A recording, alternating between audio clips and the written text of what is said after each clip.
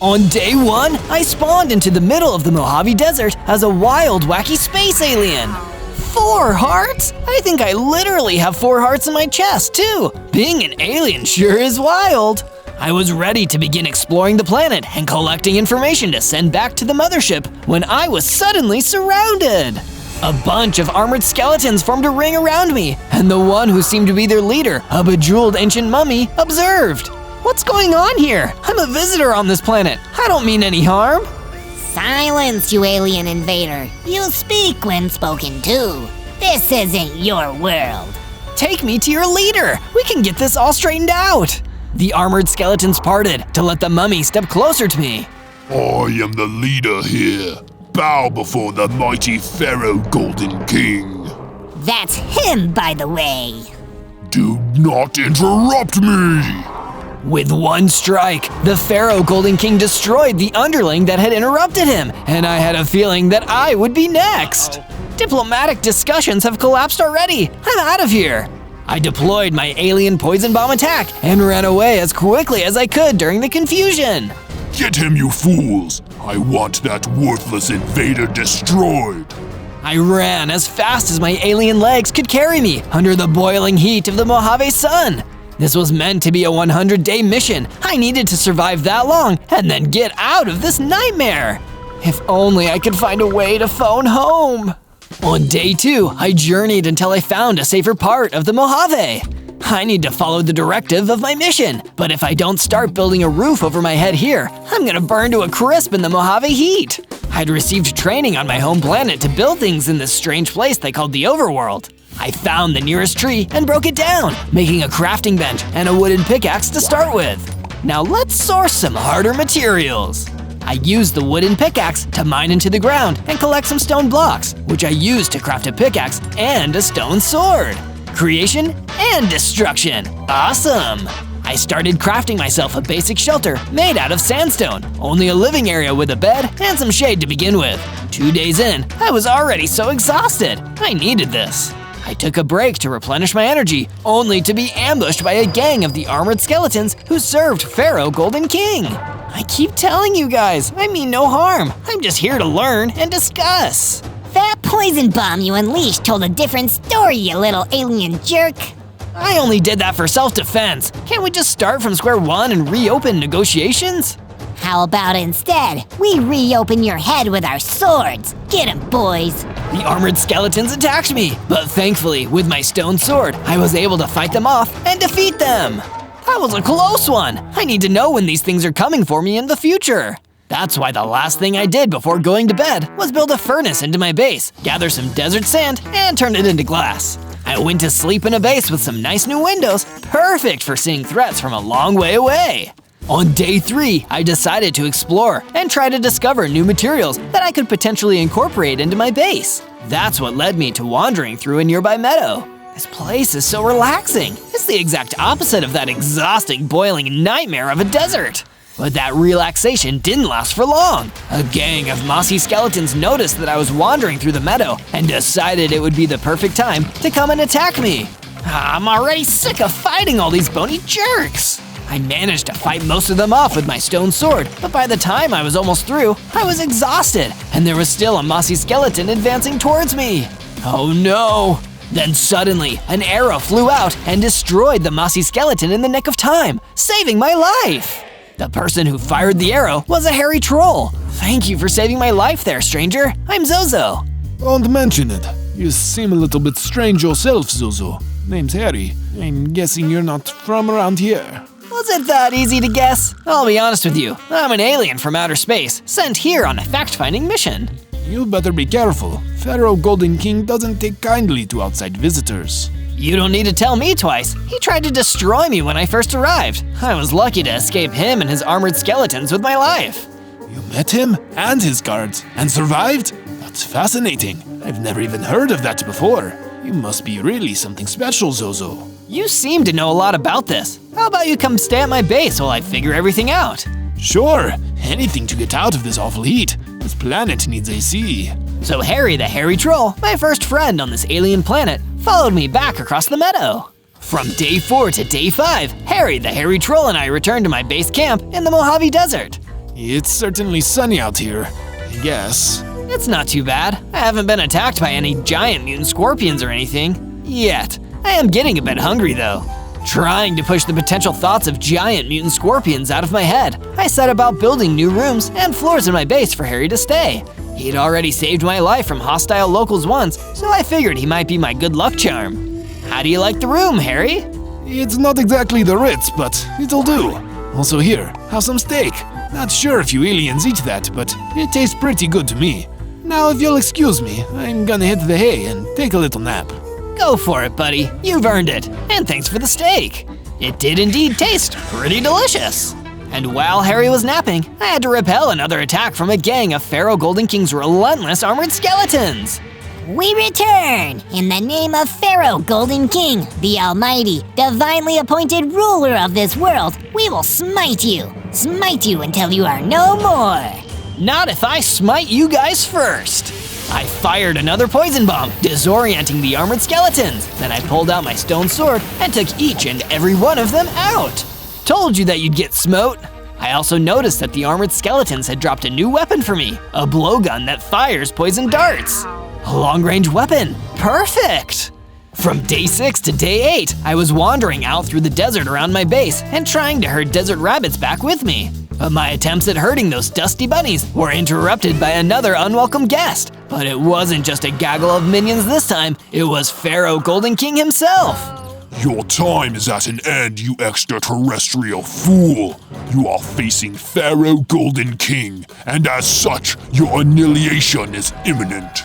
I'm not afraid of you. I've defeated plenty of your goons already. How much worse could you be? It's not just me. It's my weapon, the Dead Hand. Its decomposing nature eats through stone like acid. Let's see how it does against aliens. The Pharaoh ran at me, and with one strike of his hand, I lost a lot of my health. It was terrifying. I turned and ran as quickly as I could as the Pharaoh continued to follow me, slashing with his hands. Gotta run, gotta run, gotta run! But even as I ran, Pharaoh Golden King kept gaining on me. I needed some way to distract him. I stopped and used my blowgun to fire a poison projectile right into his face. Oh, no! How dare you! You're fighting like a filthy coward! But I'd rather be a coward than destroyed. I ran away as quickly as possible, knowing there was no way I'd be able to face him at my current strength. This dusty old dictator really is a force to be reckoned with.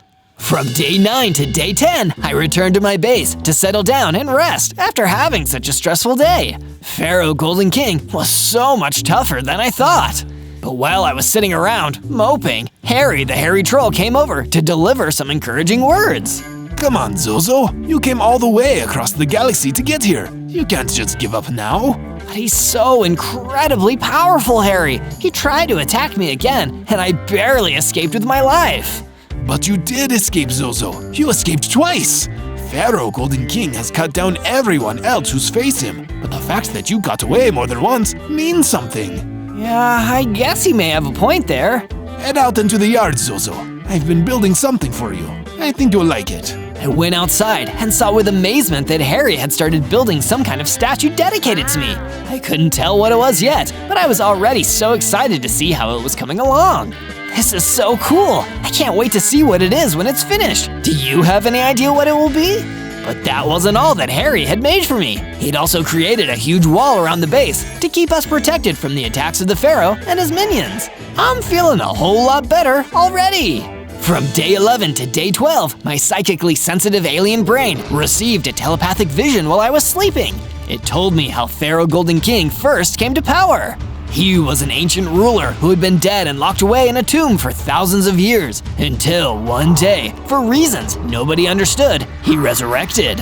He also came back with all his undead warriors and servants, and everyone else was forced to do his bidding or be destroyed.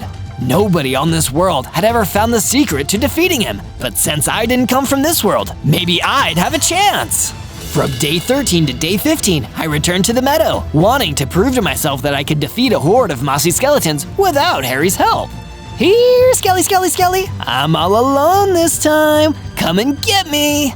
That got their attention. A group of mossy skeletons came running towards me, heavily armed and ready to battle. But this time, so was I. I used my stone sword to battle them all myself, taking them out one by one until none remained. After defeating them, I gained enough XP to level up. I can feel myself growing. Whoa! This must be some kind of alien evolution. I got bigger, stronger. I now had 20 hearts, and it activated the stealth capabilities of my space skin, allowing me to briefly cloak myself and go unseen. The pharaoh and his evil undead minions will never see me coming.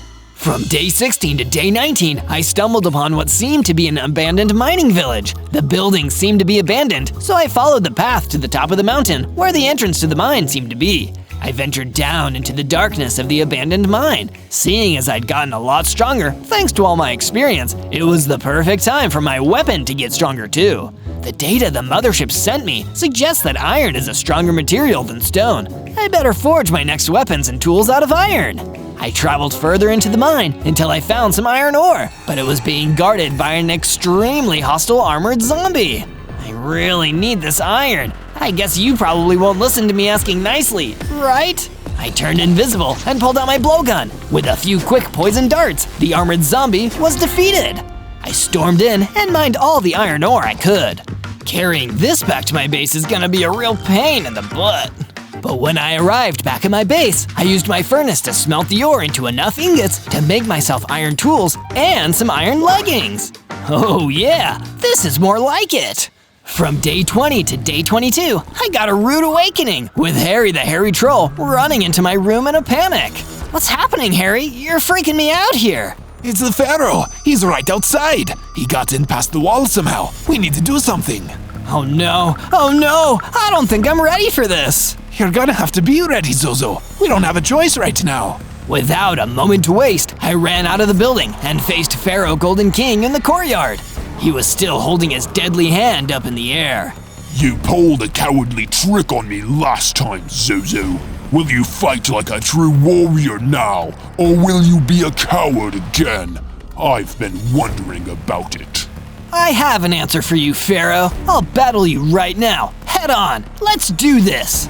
At least you will be destroyed bravely now. Good boy. The pharaoh attacked me, and this time I fought back with my iron sword, never backing down, never relenting. After a tense battle, the pharaoh broke away from the fight.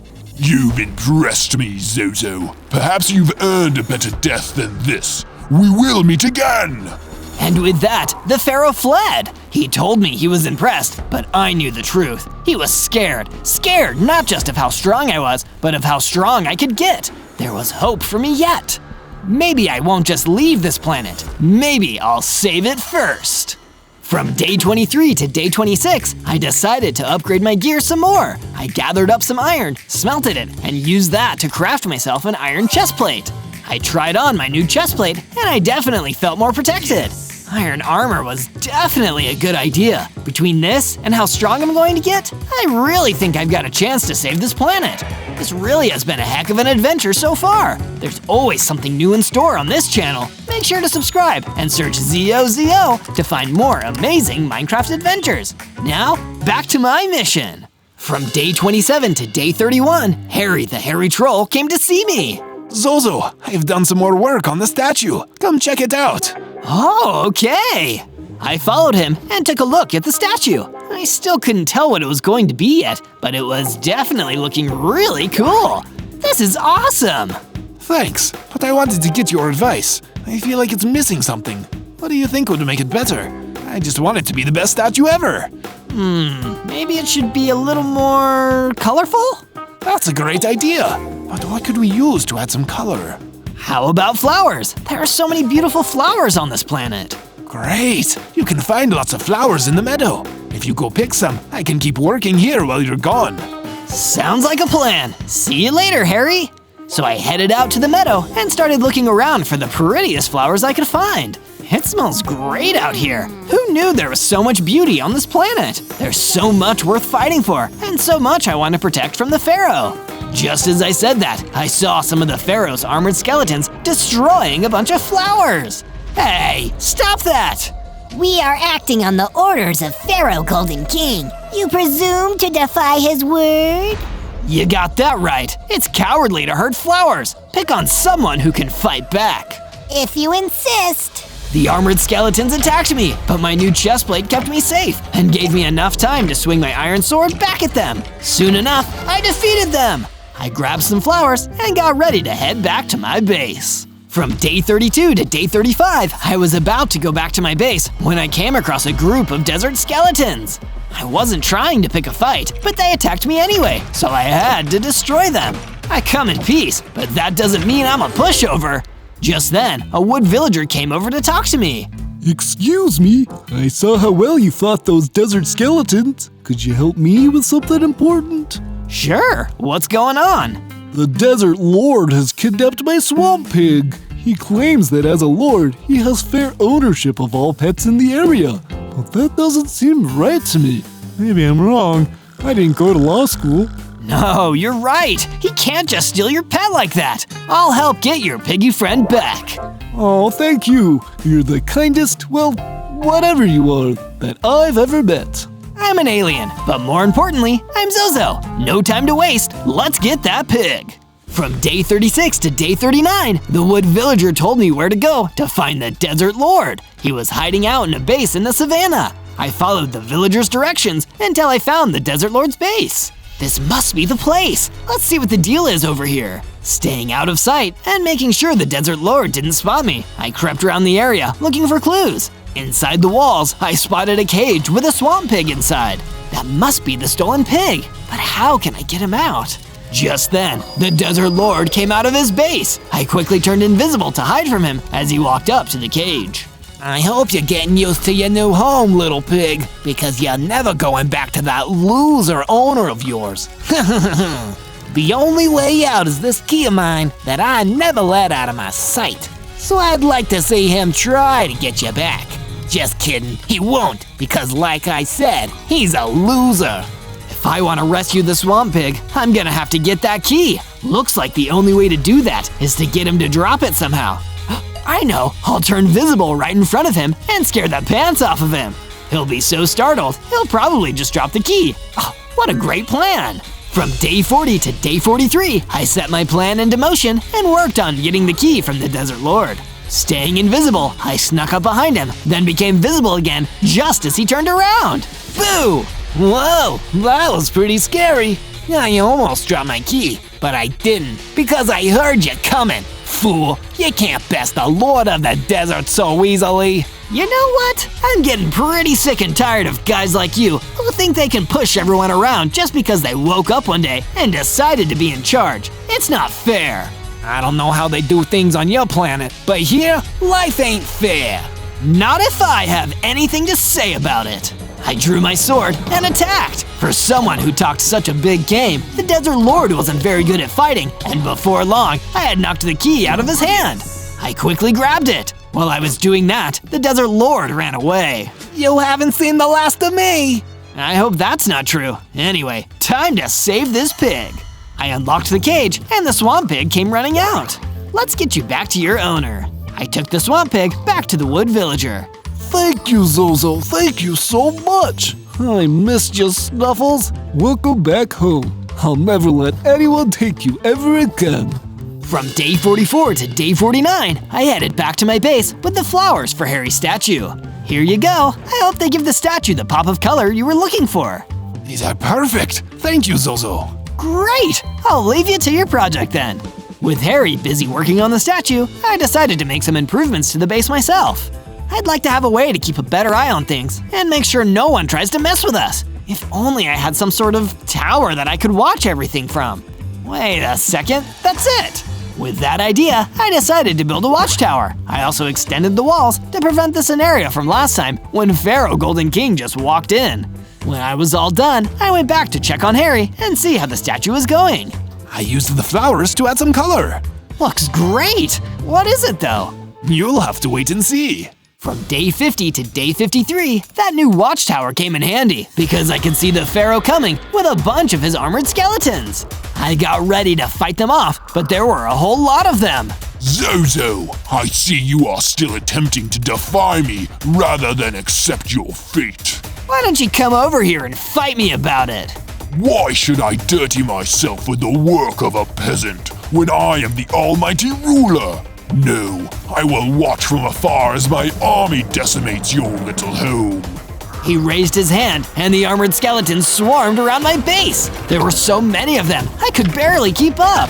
While I was trying to fight off the skeletons, Harry the hairy troll wandered over, taking a break from his statue building.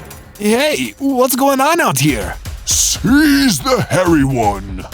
Wait, no one sees me. A bunch of armored skeletons grabbed Harry and ran away with him. I was so busy fighting off skeletons that I couldn't stop them. I'm off to hide your little friend somewhere you'll never find him. No! But it was too late. The pharaoh was gone, and so was Harry.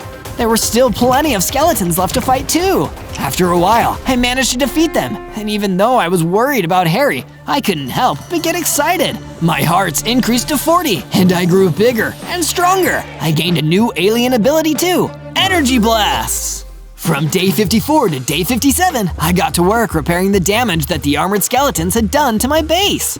I had to patch up one of the walls. I also added some gates to the walls, since having walls with an open entrance has proven to not be a very effective defense strategy. Now that that's done, I need to figure out how to get Harry back. I wonder who can help me. Hey, that wood villager seemed to know a lot about bad guys who abuse their power. I'll ask him about the pharaoh. I traveled to the meadow and found the wood villager there, frolicking through the flowers with his swamp pig. Hey there! Sorry to interrupt, but the pharaoh kidnapped my friend, and I really need to get him back. Oh, no! Well, I know what it's like to have someone steal your friend away from you. You helped me, so I'll do my best to help you in return. I've heard a rumor that the pharaoh takes his prisoners to a base in the Shattered Glacier, but you'll need stronger weapons and armor to go there. He's got all kinds of guards. You're not ready dressed like that. No offense. None taken. I'll work on a wardrobe upgrade. Thanks. Bye, Zozo. I hope you find your friend. From day 58 to day 62, I headed back down into the abandoned mine to look for more resources. If I'm going to take wood villagers' advice, I need to find some diamonds. I've heard they're an alien's best friend. At least when it comes to upgrading armor and weapons, that is. Otherwise, my best friend is definitely still Harry. Speaking of which, I've got to get mining so I can save him. I started mining, looking for the telltale sparkle of diamonds. While I was digging, a mossy skeleton came out of nowhere and attacked me. Hey, I'm mining here. The mossy skeleton didn't care. And hey, look, diamonds! I gathered the diamonds, took them back to my base, and used them to craft a diamond pickaxe and a diamond sword. I feel much better about my chances now. From day 63 to day 66, I wandered around my base for a little while. I knew I needed to keep going, but I was feeling so sad about Harry being gone. What if I couldn't get him back? I decided to go check out the statue and see what he was working on. I still don't know what it is, but it looks so good so far. I hope Harry will be able to come back and finish it. If he doesn't, I don't know if I could do it by myself. But no, I can't think like that. He'll come back, he'll finish the statue, and we'll enjoy it together. I saw a note left on the ground by the statue. Oh, maybe this is about the statue. No, it just says, make sure to like this video and subscribe to the channel. Weird. Anyway, I'm gonna get back to work finding Harry. From day 67 to day 70, I took my new diamond weapons and traveled to the Shattered Glacier to find Harry the hairy troll.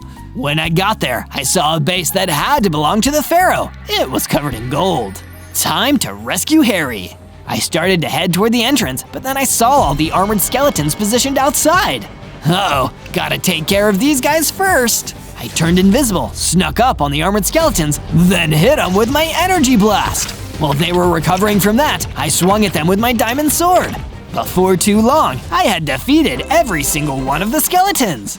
Then I got ready to head deeper into the base. Hold on, Harry, I'm coming to rescue you. From day 71 to day 74, I continued my fight deeper into the pharaoh's prison base. Along the way, I found some throwing axes on the ground. A skeleton must have dropped these. Well, I guess no one's using them, so I might as well take them. I picked up the throwing axes and kept looking. Harry, are you here? Zozo? Is that you? Yes, where are you? I'm in here. Help me. I followed the sound of Harry's voice and found him in a cell. Stand back! What are you going to do? Watch this! I fired an energy blast at the bars, breaking them apart. Come on out! Harry ran out of the opening in the bars. Be careful, the pharaoh is right upstairs. Then we'll have to move quietly. I can turn invisible, but you can't, so let's move slow and keep it down. You've got it. Together, Harry and I started sneaking out of the prison. I kept my sword ready, just in case we ran into any trouble. From day 75 to day 78, Harry the Hairy Troll and I snuck out of the pharaoh's prison. We were just about to pass through the door to freedom when I suddenly heard the pharaoh's voice behind me. Come to rescue your friend, I see. You did well, far better than I would have anticipated. I underestimated you again, my mistake. Pity neither of you will be making it out of here alive. You've said that kind of thing before, and every time I've proven you wrong. You said it yourself. You underestimated me. Silence! Get behind me, Harry. Harry jumped behind me, and I got my diamond sword ready to go. I fired an energy blast at the pharaoh, but he was too far away. You will have to do better than that. He swung his hand at me. I fired another energy blast, and this one made contact with the pharaoh. Gotcha! Thank you for the energy, Zozo. A fitting offering for a ruler of my caliber. Let me put it to good use. From day 79 to day 84, I watched as the pharaoh began to transform. Instead of hurting him, the energy from my energy blast attack had given him the power to change. He started growing larger and stronger until he was twice as big as he was before. Uh-oh. Uh-oh is right. In this form, nothing shall stand in my way. Let's get out of here, Harry. Run all you like. You won't get far. I will find you. You can run, but you cannot hide. Might as well try. Harry and I started running and ran all the way back to the base. The pharaoh didn't chase us, but I knew that wouldn't be the last time I saw him. From day 85 to day 89, Harry and I made it back to the base. That was a close one. It sure was. Hey, now that we have a second, I have something I think you'll want to see. It's part of an escape shuttle you can use to return to your home planet once the pharaoh is defeated. It just needs you to fix it up a little bit. That's amazing, thank you so much. I'll get started on this right away. While you do that, I'm gonna get back to my statue. It's almost finished. While Harry went to finish the statue, I started working on my escape shuttle. It seemed so impossible before, but now maybe I would get to go home. But I needed a way to contact home first, and I still needed to take care of the pharaoh. Come look, Zozo, it's all done. I went to go check out the statue, and I was amazed. Harry had built me a radar antenna so I could send a signal into space. I can use this to phone home. Yes, that's the idea. Well, why did I need the flowers? Just to remind you to stay positive while we're trying to sort everything out. Thank you so much. Now, if only I knew what to do about that pharaoh. I might have an idea for that, too. I heard that there's a desert lord out in the savannah who might know something. I remember that guy. I'll go check it out. From day 90 to day 94, I went to the desert lord's house in the savannah. You again? What do you want? I heard you might be able to help me take down the pharaoh. Why would I do that? You stole my swamp pig. You stole him first. All right, you got me there. So, are you gonna help me? Fine, why not? I never liked that pharaoh much anyway. Always walking around like he's so much better than me, showing off that scepter or whatever it is. I think I have something that'll help. Here, he handed me a mace. It looked super sharp. Oh wow, this is really nice. How come you've never tried to use it to fight the pharaoh yourself? Sounds like a lot of work. I'd rather let someone else take care of him instead. Like you. Okay, I guess. Well, thanks for the weapon. Don't steal any more pets, okay? No promises. From day 95 to day 97, I returned to my base with my new mace. This is great, but if I'm going to be ready to face the new, bigger, stronger pharaoh, I need to up my firepower and my armor too. I decided to head back into the mines and see what I could find. If I was a bunch of diamonds, where would I be? Let's see. I mined for a long time and finally found some diamonds, but that wasn't enough. I needed to keep looking. I found a chest in the mine and opened it. Inside, there was a book with a fire aspect enchantment. This is amazing. I'll use this to enchant my mace. Then it can catch enemies on fire. On my way out of the mine, I spotted one more thing. Some Molotov cocktails were sitting on the ground. There were even more in the chest next to them. Now that's what I'm talking about. Since I can't use my energy blast without making him bigger, I need to use all of these instead. I took everything I found and headed back to my base. There, I enchanted my mace and used the diamonds to craft a full set of diamond armor. On day 98, I was testing out all my new weapons and equipment at my base. I threw a Molotov cocktail and watched it explode. That's gonna do some damage, for sure. Next, I tested out my newly enchanted mace, which was even more powerful than it was when the Desert Lord gave it to me. It's all coming together. I was pretty worried before, but things are starting to work out, and I think I can really do this. I can't wait to phone home and tell him what I did. But I can't get too ahead of myself. I've got to defeat the pharaoh first. Also, I have to remember that you can find more Zozo videos by searching ZOZO, and be sure to leave a comment about what you want to see next. You might see your idea in our next video. On day 99, I took all of my new equipment and traveled back to the Shattered Glacier. When I reached the pharaoh's base, I got ready for what was in store. No turning back. It's now or never. Let's do this. I got past the armored skeletons with no trouble this time. Then I headed deeper into the base to look for the pharaoh. I turned invisible while I searched, wanting to get that element of surprise this time. Finally, I reached the throne room where the pharaoh was sitting. Pharaoh, it's time for us to end this. I appeared in front of him and he stood up, brandishing his hand. I agree. Time for the best to be crushed once and for all. You chose to invade this realm that belongs to me. Now you must face the consequences.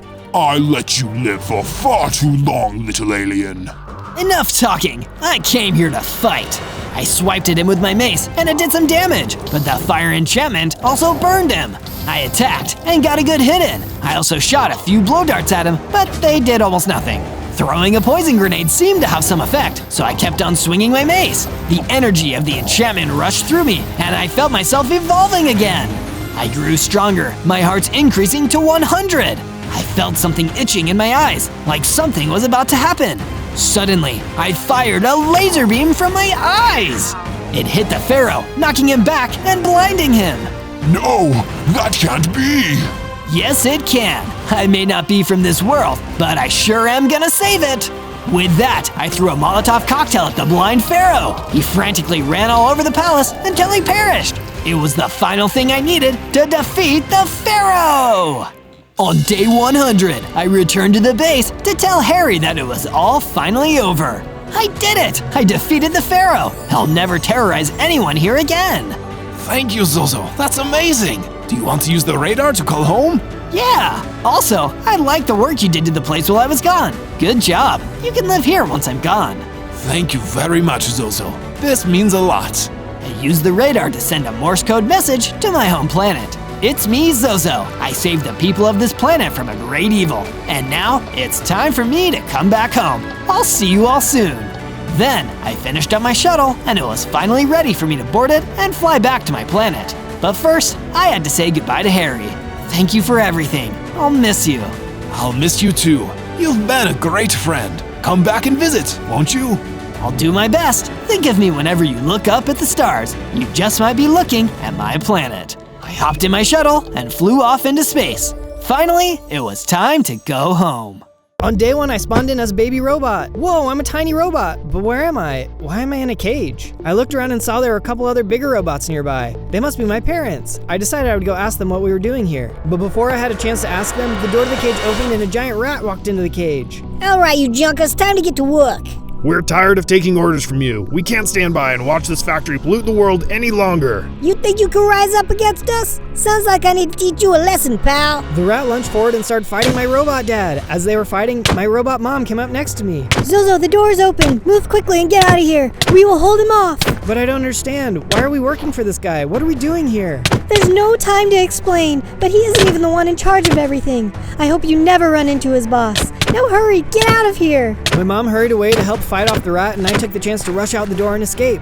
As I drove away, I turned around and saw the rat destroy my dad. Dad, no! I thought about going back, but I noticed I only had 6 hearts. If I was captured or killed, my dad's sacrifice would be in vain. As I drove away, I noticed that I had just escaped from a huge factory. There were big pillars of smoke coming out of it, which must have been causing all of the yellow haze. I better get out of here before that rat shows up, or worse, his boss. I was driving away when suddenly I started beeping, and my battery started to drain. Oh no, my battery's going to run out in 30 seconds! What's going on? In a panic, I backed up into the sunlight and saw that my battery immediately started to recharge and returned to full. Whew, that was scary. I must be a solar-powered robot. I'll have to be sure to stay in the light when I'm out and about. I soon found a good place to build a shelter for the night and quickly put up some walls. I made sure to leave the roof open so I could power back up in the morning.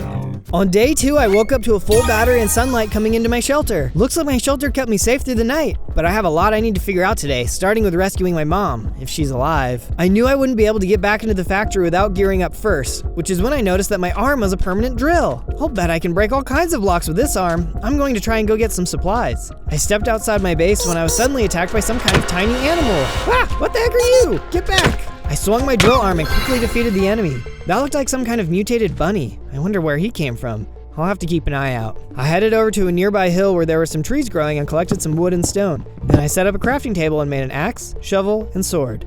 My drill arm was pretty handy though, so I decided to start building a mine inside my base. I drilled into the ground and saw I was able to break a bunch of blocks at once. Whoa, mining is going to be a breeze. I was digging down and my battery alarm went off again. I was so excited about my drill, I almost forgot I had to stay in the sun. Luckily, I was able to get out before the timer ran out too quickly. Looks like I'm gonna have to be a lot more strategic every time I want to leave the sun. On day 3, I decided to venture out a little further to see if I could find some more supplies. I knew I still wasn't strong enough to break my mom out. As I got closer to a nearby cave, I saw something strange inside. What is that? It looks like there's a deactivated robot in there. Their battery must have run out. As I got closer to investigate, I was attacked by a mutant pig. Whoa, get back! The mutant pig had come out of nowhere, but I was able to quickly fight them off. As they disappeared, I saw a whole horde of pigs coming over the hill. I better get out of here. As I was driving away, I couldn't help but wonder what was happening to all of the animals and who was in that cave. Maybe they would be able to help me in the fight. I'd have to try and come check on them later. On days 4 and 5, I was running away when I stumbled across a small farming village. I noticed none of their crops really seemed to be growing. I decided to try and get more information, so I headed to the house at the top of the hill. Hello, is anyone home? The door opened and a farmer stepped out.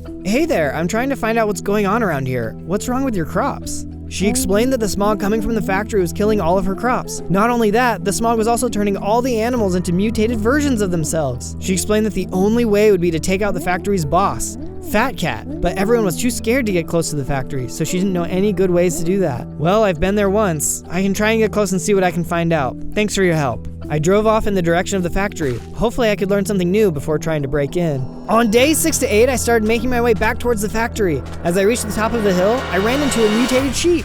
Ah, another one! Take this, you creepy sheepy! By using my sword, I was able to take it down. That farmer was right. The smog is making all the animals crazy. I kept going on my way when I ran into a zombie. As I started to attack him, I noticed he had something interesting in his hand. Are those robot tracks? I'm sure you won't mind me taking those off your hands. After a few hits, he was down, and I was right. He dropped a new set of tracks. I picked them up. Oh, nice! These Mark 1 tracks will give me an armor upgrade. Oh, and check it out! They gave me a speed boost, too! Now I'll be able to get farther on my limited battery. On days 9 to 10, I rolled up to the gates of the factory and took a look inside.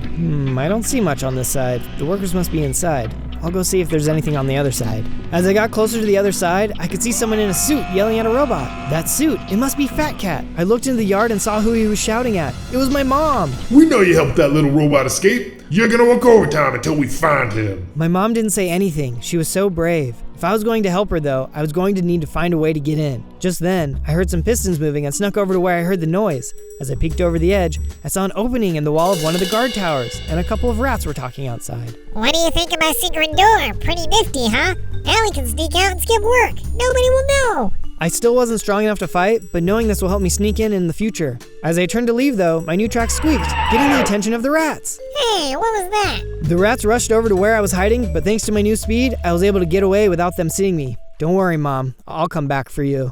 On days 11 through 14, I was heading back to my base when I realized the sun was starting to set. I started putting together a small hut to protect me for the night when I was suddenly attacked by a giant mutated zombie. Holy cow, this guy is huge! I started to build even faster but couldn't focus as I had to keep running away from the zombie. If he keeps chasing me, I'm not going to be able to finish my house before the sun goes down. The sun kept going down and my battery soon started to beep, starting the 30-second countdown. Oh no, if I could just finish. As much as I tried, I couldn't finish the house. All I could do was jump into the unfinished build and hope for the best. My battery let out a final beep, and I deactivated it. On day 15, I awoke to an unfamiliar face looking at me.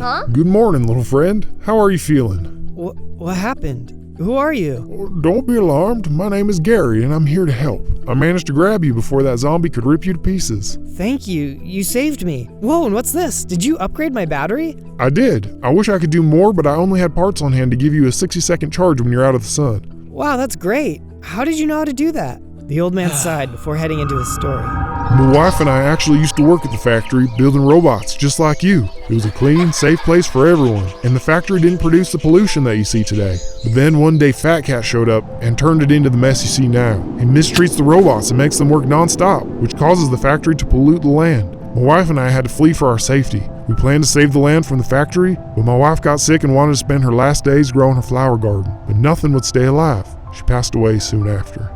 I can't take Fat Cat down by myself, and everyone else is too afraid to help. But if you are willing to work with me, I think we can do it. I'm so sorry to hear about everything you've gone through. Fat Cat has taken enough from us. Let's take this guy down.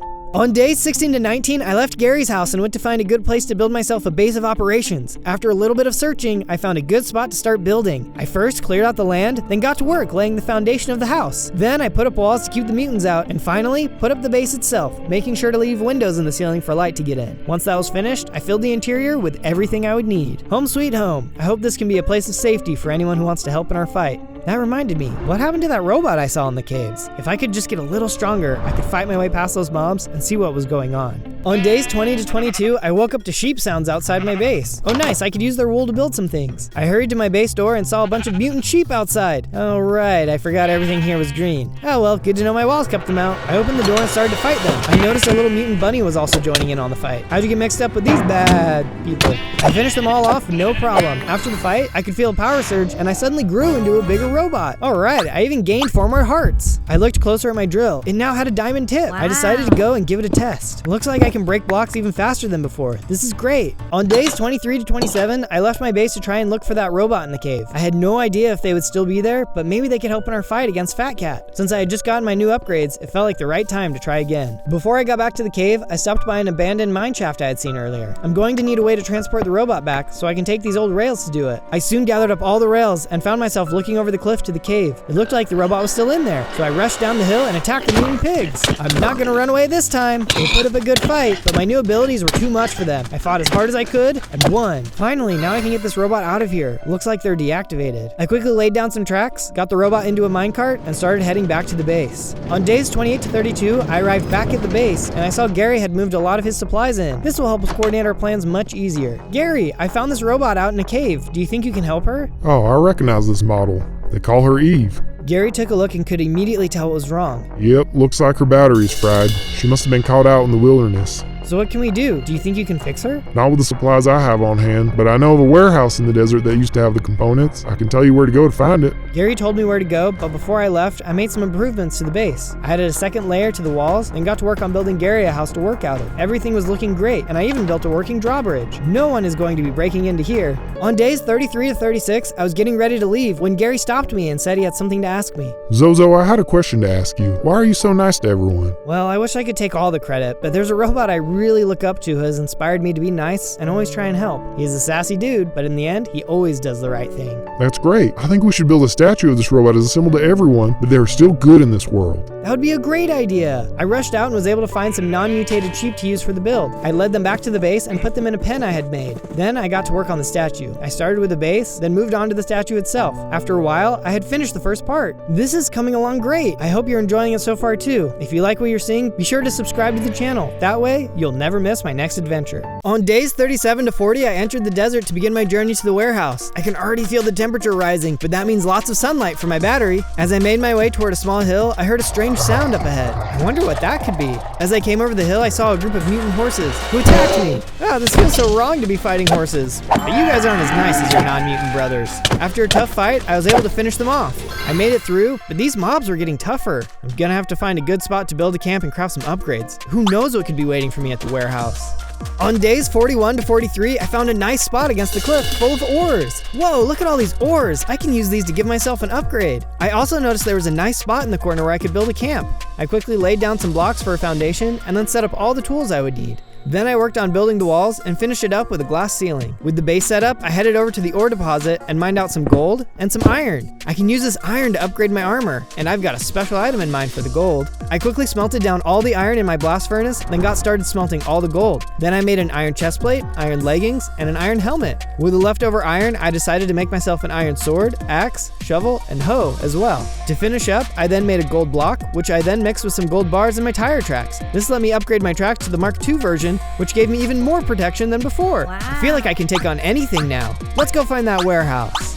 From days 44 to 49, I left my house to finally find the warehouse. After a while, I could finally see it. That must be it. I hope the parts we need are inside. As I entered the building, I could see the place was in ruins. This place has been completely picked apart. It looks like I might just have to head home and figure something else out. Hey, you! A little rat came running over to me. What could he want? What do you want? Aren't you working with Fat Cat? No, not at all. You think rats want to work with cats? That giant rat has betrayed all rat kind, and I want to take him out. You think you can help? It sounds like we want the same thing, but how do I know I can trust you? You came here to this warehouse because you're looking for something, right? The giant rat cleaned all these warehouses out and moved everything to his base. I can show you where it is. I didn't know if I could trust him, but I agreed to work with him, so we headed off to the base. On days 50 to 53, the rat and I were traveling when a gazelle called out to us from a village. It looked like something was wrong. Hey, what's going on? She told us that a group of husks were attacking their village and they needed our help. If we would help them, she would give me something useful. I'm always happy to do what I can. She led us into the village and I charged at the husks. The rat even joined in on the fight. Maybe I could trust him after all. It wasn't long until we had eliminated all of the husks. And stay down. The gazelle thanked us for our help and told us to follow her to the village workshop. When we arrived, she told me to take what was inside the chest. Whoa, are these blueprints on how to build a focus lens? If I can build that, then I could use it to redirect light into deep holes for mining. On days 54 to 57, I decided I would construct a lens and try to mine for diamonds. I first needed to gather some resources though, so I headed out into the desert. While I was on my way, I was suddenly attacked by a gang of mutant cats. These mutant animals are just getting weirder and weirder. I noticed there was a little mutant bird fighting along them too. A bird fighting with cats and rats are working with Fat Cat? This world is crazy. After beating the mutants, I got to work digging up some sand to make glass. Once I had collected all the sand I needed, I headed back to my base and started smelting the sand. Alrighty, time to start building this lens. I constructed 2 pillars for the base, then put the lens together using the glass I had just smelted. There was a shadow on the ground for now, but once I turned the lens, that should disappear. Okay, let's see if this thing works. I headed over to the activate button and gave it a press. As the lens rotated, I saw the shadow on the ground disappear. I quickly got to work digging a deep hole. It's nice to not have to worry about my battery running out. Once I started to hit bedrock, I built an angled mirror at the bottom so I could do some strip mining. The mirror was able to reflect enough light for me to be able to start mining to the side. Before long, I mined into a room full of diamonds. Amazing, this is just what I needed. I quickly mined all of the ores that I could and then headed out of the mine to craft. On days 58 to 62, I headed into my base to start crafting with the new materials I had just mined. I noticed that while I had been down in the mines, the rat had made himself a small hut off to the side of my base. Pretty cozy. Back at my crafting table, I made a diamond chestplate, helmet, and leggings. With the remaining diamonds, I also made myself a sword. Feels good to know this armor will keep me safer than before. The fight against Giant Rat will be a tough one. On days 63 to 66, I met the rat outside my base. Before we get going, is there anything else that I need to know? Yeah, you'll need all the support you can get, so anyone who is listening to this should subscribe and like the video. That ought to give you the strength you need. That's true. That would help a ton. The rat and I headed off to go fight the giant rat. We soon left the desert and entered the Badlands. As we made our way, we suddenly saw a pack of mutant wolves headed right at us. Mutant wolves now? This just doesn't even surprise me anymore. The rat and I launched into attack mode and fought against the pack. The rat was proving to be a good teammate, and we were able to defeat them in no time. Nice job. I feel like we're making a great team. On days 67 to 70, we made our way to the edge of a cliff overlooking the giant rat's warehouse. Whoa, do you see that? Running into the warehouse was a huge pack of rats, all carrying different pieces of loot. We were definitely in the right place. All right, buddy, what's the best way in? I waited for the rat to reply, but he didn't say anything. Suddenly, I heard a bunch of squeaking and saw the pack of rats come screaming out of the building. They were headed right towards us. He had betrayed us. No, I thought you were my friend. Soon the rats were on me and I tried to fight them off. Oh no, there's so many of them. I don't know if I can get out of this one. I managed to take a few of them out, but it felt like a fight I couldn't win. And I was right. The rats injected me with something that depleted my battery and I shut down. While I was shut down, the rats pushed me down the hill into the warehouse and locked me away in a cell. On days 71 to 74, I started the day deactivated in the jail cell, when suddenly there was a huge explosion in the ceiling. The roof blew away, which let light come in, recharging my battery to full.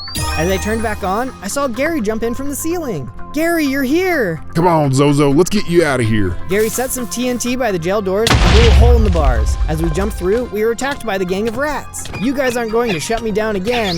With Gary's help, we were able to fight off the horde of rats, but since we were out of the sun, my battery had started to deplete again. Don't worry, Zozo, I've got a solution to your battery problem. Gary took out his bazooka and blasted a hole in the roof, which let the sun come in. I quickly recharged. Let's take a look in these supply closets. I'm sure there's going to be some useful items. Gary and I started looking at all the crates, and there were tons of useful items. Netherite scraps. I can use this to upgrade my gear. I went ahead and grabbed the emeralds too, just for good measure. I continued moving through the warehouse, with Gary blowing holes in the roof as we went. In the next room, we found even more supplies. More netherite scraps and healing potions. Whoa, and check it out, gold nuggets. Just what I need to make some netherite ingots. We'd gotten some good loot, but we still needed to get parts to fix Eve. There was only one place we hadn't checked, Giant Rat's office. On days 75 to 78, we reached the Giant Rat's office. Watch out, Rat Man, we're coming in. I punched the door open and headed inside with Gary. Giant Rat was inside on his desk. Eve's battery was on the wall behind him. Give us the battery, or we're going to have to take you out too. This battery powers the one robot with the code to shut down Fat Cat's factory. You found it, didn't you? I know where your little base is. Once I've taken care of you, I'll destroy that little robot once and for all. We'll never let you destroy her. We're taking that battery and shutting the factory down. Just then, the giant rat leaped forward and started attacking Gary. We both pulled out our weapons and started to fight. Stay strong, Gary. We can beat this guy. The giant rat was really powerful, and my health bar got really low. But in the end, we were finally able to defeat him. We did it. Nice job, Gary. Let's grab the battery and get out of here. Gary? I turned and saw that Gary had been seriously wounded. Gary, you don't look so good. Come on, let's get you some help. There's no time, Zozo, but there's something you should know first. I was the one that hid the robot Eve away. She needed to be in a safe place. I thought telling you what code she contained would put you in too much danger. The more he spoke, the worse he looked. It's okay. Maybe you should sit down. Gary slumped down against the wall. You've been a great friend, Zozo. I know you can do this. She would have loved you too. She? I had hoped to see her flowers bloom one more time. My wife. Her name was Eve. Gary put his head down and he was gone. Thank you for everything, Gary. I won't let you down. On days 79 to 84, I grabbed the battery off the wall and left the office. I couldn't believe Gary was gone. As I headed down the stairs, I heard a familiar voice. So now that the giant rat is gone, you need a new leader, and that leader should be me. This whole time that rat was just trying to take over the rats. I couldn't let this stand. You cost me everything. I charged down the stairs and attacked the rat. I was so angry I was able to defeat him in no time. All the other rats were so scared they didn't even try to get involved. I've got to get this battery back to Eve and shut down the factory. I headed out to return to the base. On days 85 to 89, I arrived back at the base and put Eve's battery pack in. After a moment, she booted up and looked right at me. Hello, what's your name? Hi, I'm Zozo. Gary told me that you should have code to shut down the Fat Cat factory. Is that true? That is correct. I would be happy to assist you with doing so. Where is Gary? I would love to see my creator again.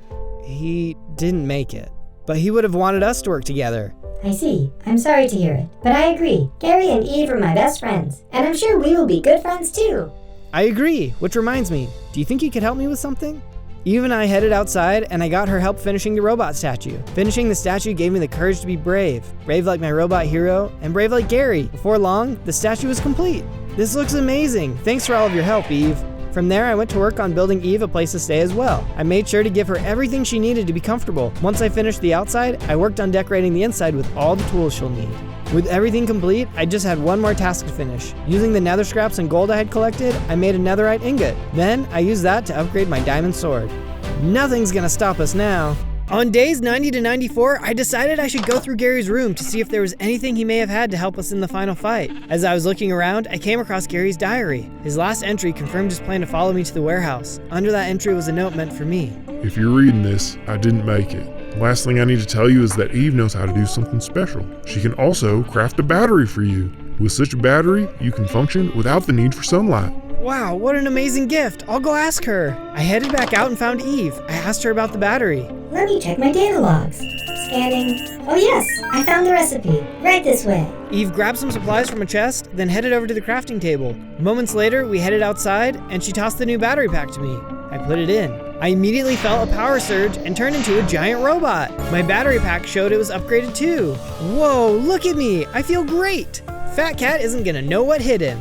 On days 95 to 96, I headed outside to meet up with Eve. Today's the day, Eve. Let's go save the world. Eve and I took off in the direction of the factory. After a while, we arrived near the edge. Looking ahead, I could see some rats patrolling the perimeter. Once they had passed, we snuck up to the hidden entrance I had seen before. If we hit this button, it will let us inside. I hit the button and Eve and I snuck inside. Once we were in, we didn't see anyone else around. It looks like the coast is clear. Let's see if we can get to the robots inside. As we ran across the open space, we heard a squeak. A single rat guard was standing there. Maybe he can tell us where the robots are. Hey, don't move and we won't hurt you. Where are all the robots? Fat Cat gathered them all in the incinerator room. He's threatening to melt them all down because one lady robot keeps trying to lead revolts. That sounds like my mom. Thanks for the tip. We can't risk you giving us away though, so I'm sure you won't mind us locking you up.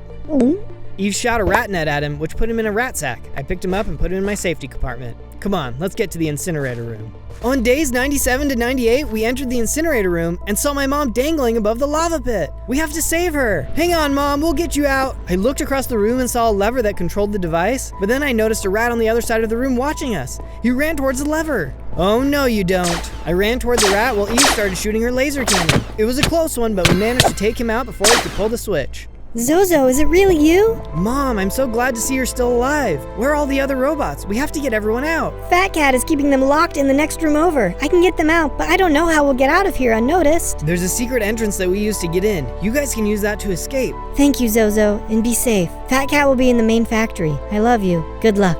On day 99, we left the incinerator room and made our way towards the main factory. On our way toward the factory doors, we heard a terrifying voice. Well, if it isn't little Zozo. Fat Cat was looking down at us from the factory's second-story window. Fat Cat, the madness has to stop. We're shutting down this factory one way or another. We'll see about that. Rat Pack, attack! Just then, the largest pack of rats I had ever seen came charging at us. This must have been every rat in the factory. Time to see how good my upgrades really were. Bring it on, you little freak. Eve and I threw everything we had at the rats. With my new ability, these rats didn't stand a chance. She shot them with her laser cannon, and I hit them back with my new gear. Before long, we had managed to take most of them out, which made the remaining rats all run away in fear. Yeah, you better run. Eve and I walked up to the factory door, but before going in, I turned to talk to Eve. Eve, I could really use your help in this fight, but we can't risk you getting hurt. We need you to stay safe so you can shut down the factory. I understand. And Zozo, there's something else I want to say before you go in there. Yeah, what is it? I know you'll make it through this, and I just think everyone should subscribe so they can see what you'll do next. Wow, that really means a lot to me, Eve. Thank you. I'll see you when it's all done. On day 100, I entered the factory and saw Fat Cat looking down at me from the second-story balcony. It's over, Zozo. I have the high ground. What? This little revolution ends today. I don't care how many rats you kill or how many robots you free. I'll never shut this place down. And just like that, he attacked. As we exchanged blows, it was clear to me that he was way stronger than I could have thought. You could have had a great life working in my factory and making me rich, but it looks like it's over for you. My hearts were getting really low. It didn't look like I was going to make it. But just then, a laser came out of nowhere and hit Fat Cat. Eve! Eve came in and started fighting with Fat Cat, which gave me a second to use my potions and heal up. Then I got back into the fight. You're in trouble now, Fat Cat. As I started to fight, I was able to distract Fat Cat and lead him away. While I did that, Eve snuck around to the main factory shutoff and input her code. No, my factory! Suddenly, Fat Cat stopped moving and a tiny cat popped out. He was a cat in a robot suit this whole time. There he is, boys! Get him! The pack of rats appeared and chased Fat Cat out of the factory. We did it, Eve! I'm sure the world will return back to normal in no time. Now let's go find my mom. We have a lot of catching up to do. I think Gary would have been proud. On day 1, I spawned in as Darth Vader. Hey, wait a second. What gives? This isn't Darth Vader. I'm Anakin Skywalker. I had spawned in the desert, surrounded by Tusken Raiders. But even worse, all around me was nothing but sand. Oh man, I hate sand. It's coarse, it's rough, and it gets everywhere. Suddenly, before I could get the sand out of my boots, this creepy old guy appeared in front of me. Who are you? I am Darth Sidious, Dark Lord of the Sith. So, the Jedi prophecy says that you're the chosen one who will bring balance to the Force. I don't believe it. I bet that I can corrupt you and bring you over to the dark side as my new apprentice. And with a blast of his deadly lightning, he destroyed the nearby camp of Tuskens. All of them. He destroyed all of them. I'll never join you, Sidious. Oh, we'll see, my new apprentice. I'm sure that within 100 days, you'll fall to the dark side. Otherwise, you won't survive for long out here. And like that, he had disappeared once again, leaving me alone. Oh no, there's no way I'm turning to the dark side. But someone needs to stop Sidious. I'm not gonna beat him like this. I need to do a lot of training to stand any chance at defeating him. On day 2, I started making my way through the desert toward the Tuscan village. I thought I'd try to see if there was anything left behind that I could use. I realized I only had 5 hearts, so I had to be careful. Just then, I was discovered by a patrolling group of battle droids. Darth Sidious must have sent them after me. Halt. Who goes there? Don't hurt me, I'm unarmed. It's the Jedi we were sent here to find. Blast him. Roger, roger. The droids attacked me, and I tried to punch my way out of there. I didn't have anything I could use in my inventory to fend them off, and without any Jedi training, I wasn't going to do much damage at all. Oh no, I can't die yet. In the nick of time, somebody came zooming up to me on a speeder. Hello there. Quick, climb aboard. I hopped on and he took off, leaving Darth Sidious's battle droids in the dust. Whew, thanks for rescuing me. What's your name? I am Jedi Master, Obi-Wan Kenobi. On day 3, Obi-Wan took me to Mos Eisley, a town nearby. The whole place was full of all kinds of aliens and droids. Wow, this place seems cool. Still way too much sand though. Obi-Wan then took me to Yoda, the head of the Jedi Council. Help you, can we, youngling? I quickly explained that I needed to train in the ways of the Force before my 100 days were over, so Darth Sidious couldn't turn me into his apprentice. Wary of the dark side you must be. Mindful of your fear, yes? My fear? I'm not afraid. Good, for fear is the path to the dark side. Fear leads to anger. Anger leads to hate. Hate leads to suffering. At any rate, you won't last long on your own. Here's some supplies to get you started on your journey. There's food, some arrows, a bow, and an axe. An axe? But what about my lightsaber? When do I get one of those? You must master patience to begin with. Well, alright then. How do I do that? Guide you, Obi-Wan will. I will teach you everything I know. I know the ways of the Force, thanks to the teachings of Master Yoda here. That would be amazing, thanks! Does that make me your Padawan? Soon. Listen to Obi-Wan, you will, but beware of the dark side. If once you start down the dark path, forever will it dominate your destiny. Consume you, it will. Don't worry, Master Yoda. I'll be careful. I hopped on Obi-Wan's speeder, and we left as a team. On days 4 and 5, it was finally time to start my training. I cut down some trees and gathered enough wood to make a crafting bench. Afterwards, I made myself a set of wooden tools, ready to go and find some stone. I mined for cobblestone and then upgraded to stone tools as quickly as possible. By the time I was done, the twin suns were beginning to peek over the horizon. Patience. Be mindful, youngling. I listened to Obi-Wan as he taught me, although I was still eager to hurry up and become a Jedi. We worked together to build a base. I cleared out some of the stone and built a room for both Obi-Wan and I to stay in using the materials I had gathered so far. Good job. You've taken your first steps into becoming a great Jedi. You've done well, my Padawan. As we started winding down for the evening, Obi-Wan made some food for us. I ate some, transforming me into a Jedi Padawan learner. I now had 10 hearts. Whoa, I definitely think I'm getting stronger. There's no way I'll fall to the dark side. I'll be a Jedi in no time. You've still got a lot of training ahead of you, but for now, let's get some rest. With the base prepped and night beginning to fall once again, we settled in. I couldn't wait to continue my training in the morning. On days 6 through 8, we explored more of the desert, looking for more materials. Back inside the caves, we found more of those battle droids terrorizing another droid. He looked pretty different from them, and they were still giving him a hard time. Hey, leave him alone! Battle droids didn't listen, so I shot them down with my bow and arrow. I still hadn't finished learning the ways of the Force, but I had to do something. They charged me and our battle began. I used a combination of my axe and bow to fend the droids off, but the battle was tough. They weren't strong, but there were a lot more of them than me. They cornered me, hitting me into a wall. Wait a second. Surrender, Jedi. We have you surrounded. I have a bad feeling about this. Just gotta remember what Obi-Wan said. Patience.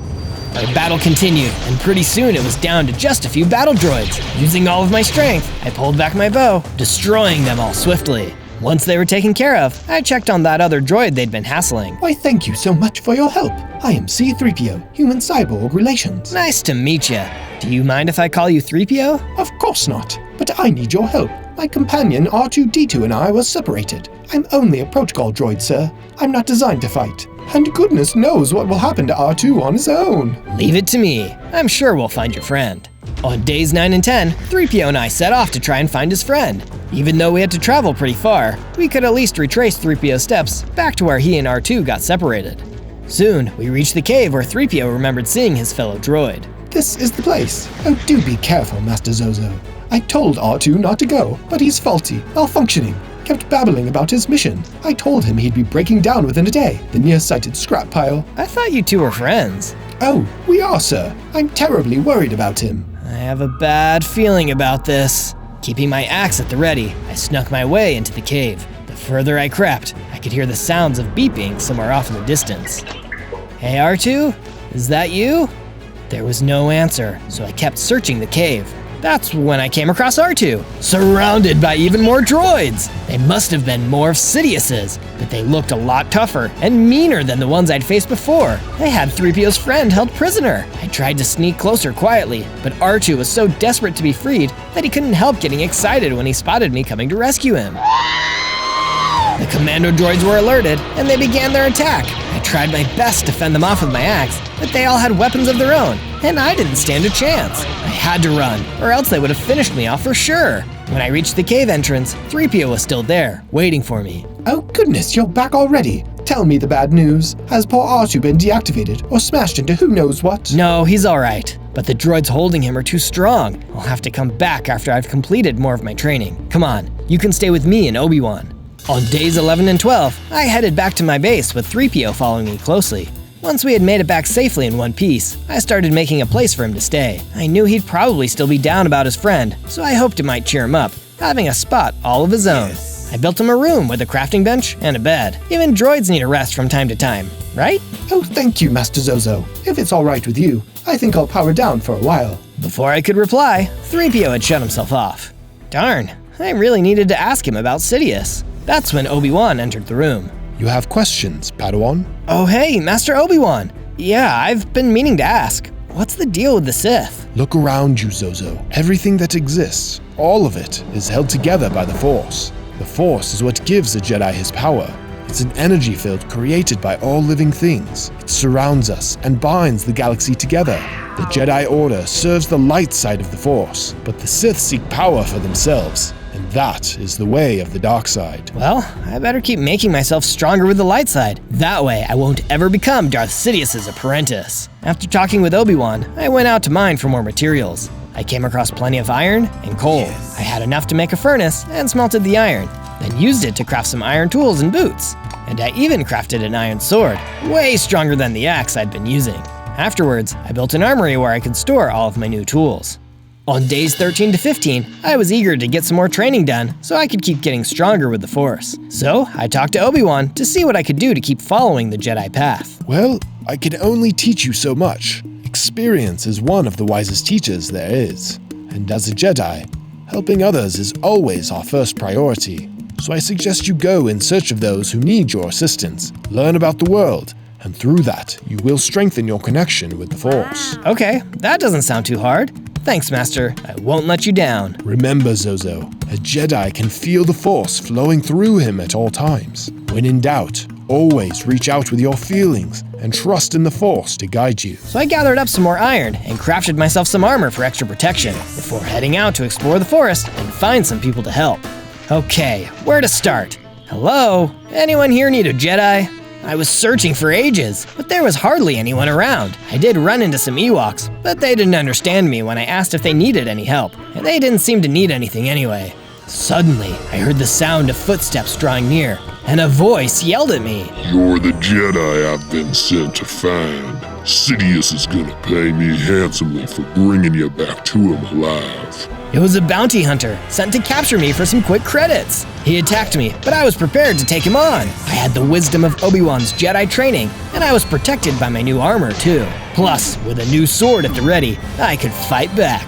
I dodged his attack, then slashed at him, knocking him back. The bounty hunter was one tough nerf herder, but after trading slashes, I eventually was able to come out on top. I did it! I beat you! Then I noticed he dropped something, a potion of regeneration. Whoa, this couldn't have been better timed after a battle like that. Making my way back to the base, I used the potion of regeneration to heal any damage I sustained in the fight. Soon, I'm gonna be a full-blown Jedi. On days 16 to 19, I was really starting to feel like I was getting stronger, so I headed out to explore some more. After all, I wasn't a Jedi Knight yet, and I still needed to find people who needed my help. Despite searching, I didn't end up finding anyone in need. But I did come across an abandoned mine and decided to take a closer look inside. I found a chest someone had left there, and when I opened it up, I found an old diary. It was ancient, must have been there for quite some time, and written inside of it was the Sith code. Through strength, I gain power. Through power, I gain victory. Through victory, my chains are broken. The Force shall free me. Obi-Wan was right. Sith, like Sidious, are really selfish and power-hungry. I'll have to get even stronger if I want to defeat him. The chest must have been some kind of trap, though, because before I could leave, I was attacked by a squad of more battle droids. There's the Jedi. Blast him. Roger, roger. Lucky for me, my new armor protected me, and the droids were easy to destroy with my sword. They weren't as tough as that bounty hunter from before, so I fought them off and was able to defeat them in no time. On days 20 to 22, I decided to head back to Mos Eisley. If there were people to help, then I'd probably find them there. While on my way back, I saw some small buzz droids bothering some locals and chopping up their speeders. Even though the buzz droids were small, I was able to take them out nice and easy. I must really be getting the hang of this Jedi stuff. To say thanks for helping them out, the locals offered me some enchantments, specifically the protection and projectile protection enchantments. I can use these to upgrade my gear and my armor. With that taken care of, I was feeling strong enough to go back and fight the commando droids that were still keeping R2 prisoner back in that cave. Then, I could reunite him with 3PO. That's someone else I could help. Don't worry, R2. I came back, and I'm strong enough to get you out of here now. With my new armor and sword, I was able to hold my own against the squad of deadly commando droids. They were still some of the stronger droids I'd come across, and knocked me back. But I kept my swords at the ready and kept fighting. None of them were expecting me to have trained this hard. They weren't ready to fight a true aspiring Jedi Knight. And just like that, those commando droids were nothing more than scrap. You're welcome, R2. Happy to help. Now come on, let's head back to the base to get you cleaned up. I'm sure 3PO's been worried about you. On days 23 to 26, I brought R2 back to my base and reunited him with 3PO. Here you go, 3PO. One adventurous little astromech droid, back safe and sound. Oh, thank you so much, Zozo. And as for you, R2-D2, don't start being sarcastic with me, you ungrateful little glob of tin. I've been worried sick about you. How rude. As a matter of fact, it is true. Now don't be ridiculous. I could hardly save you myself. I'm only a protocol droid after all.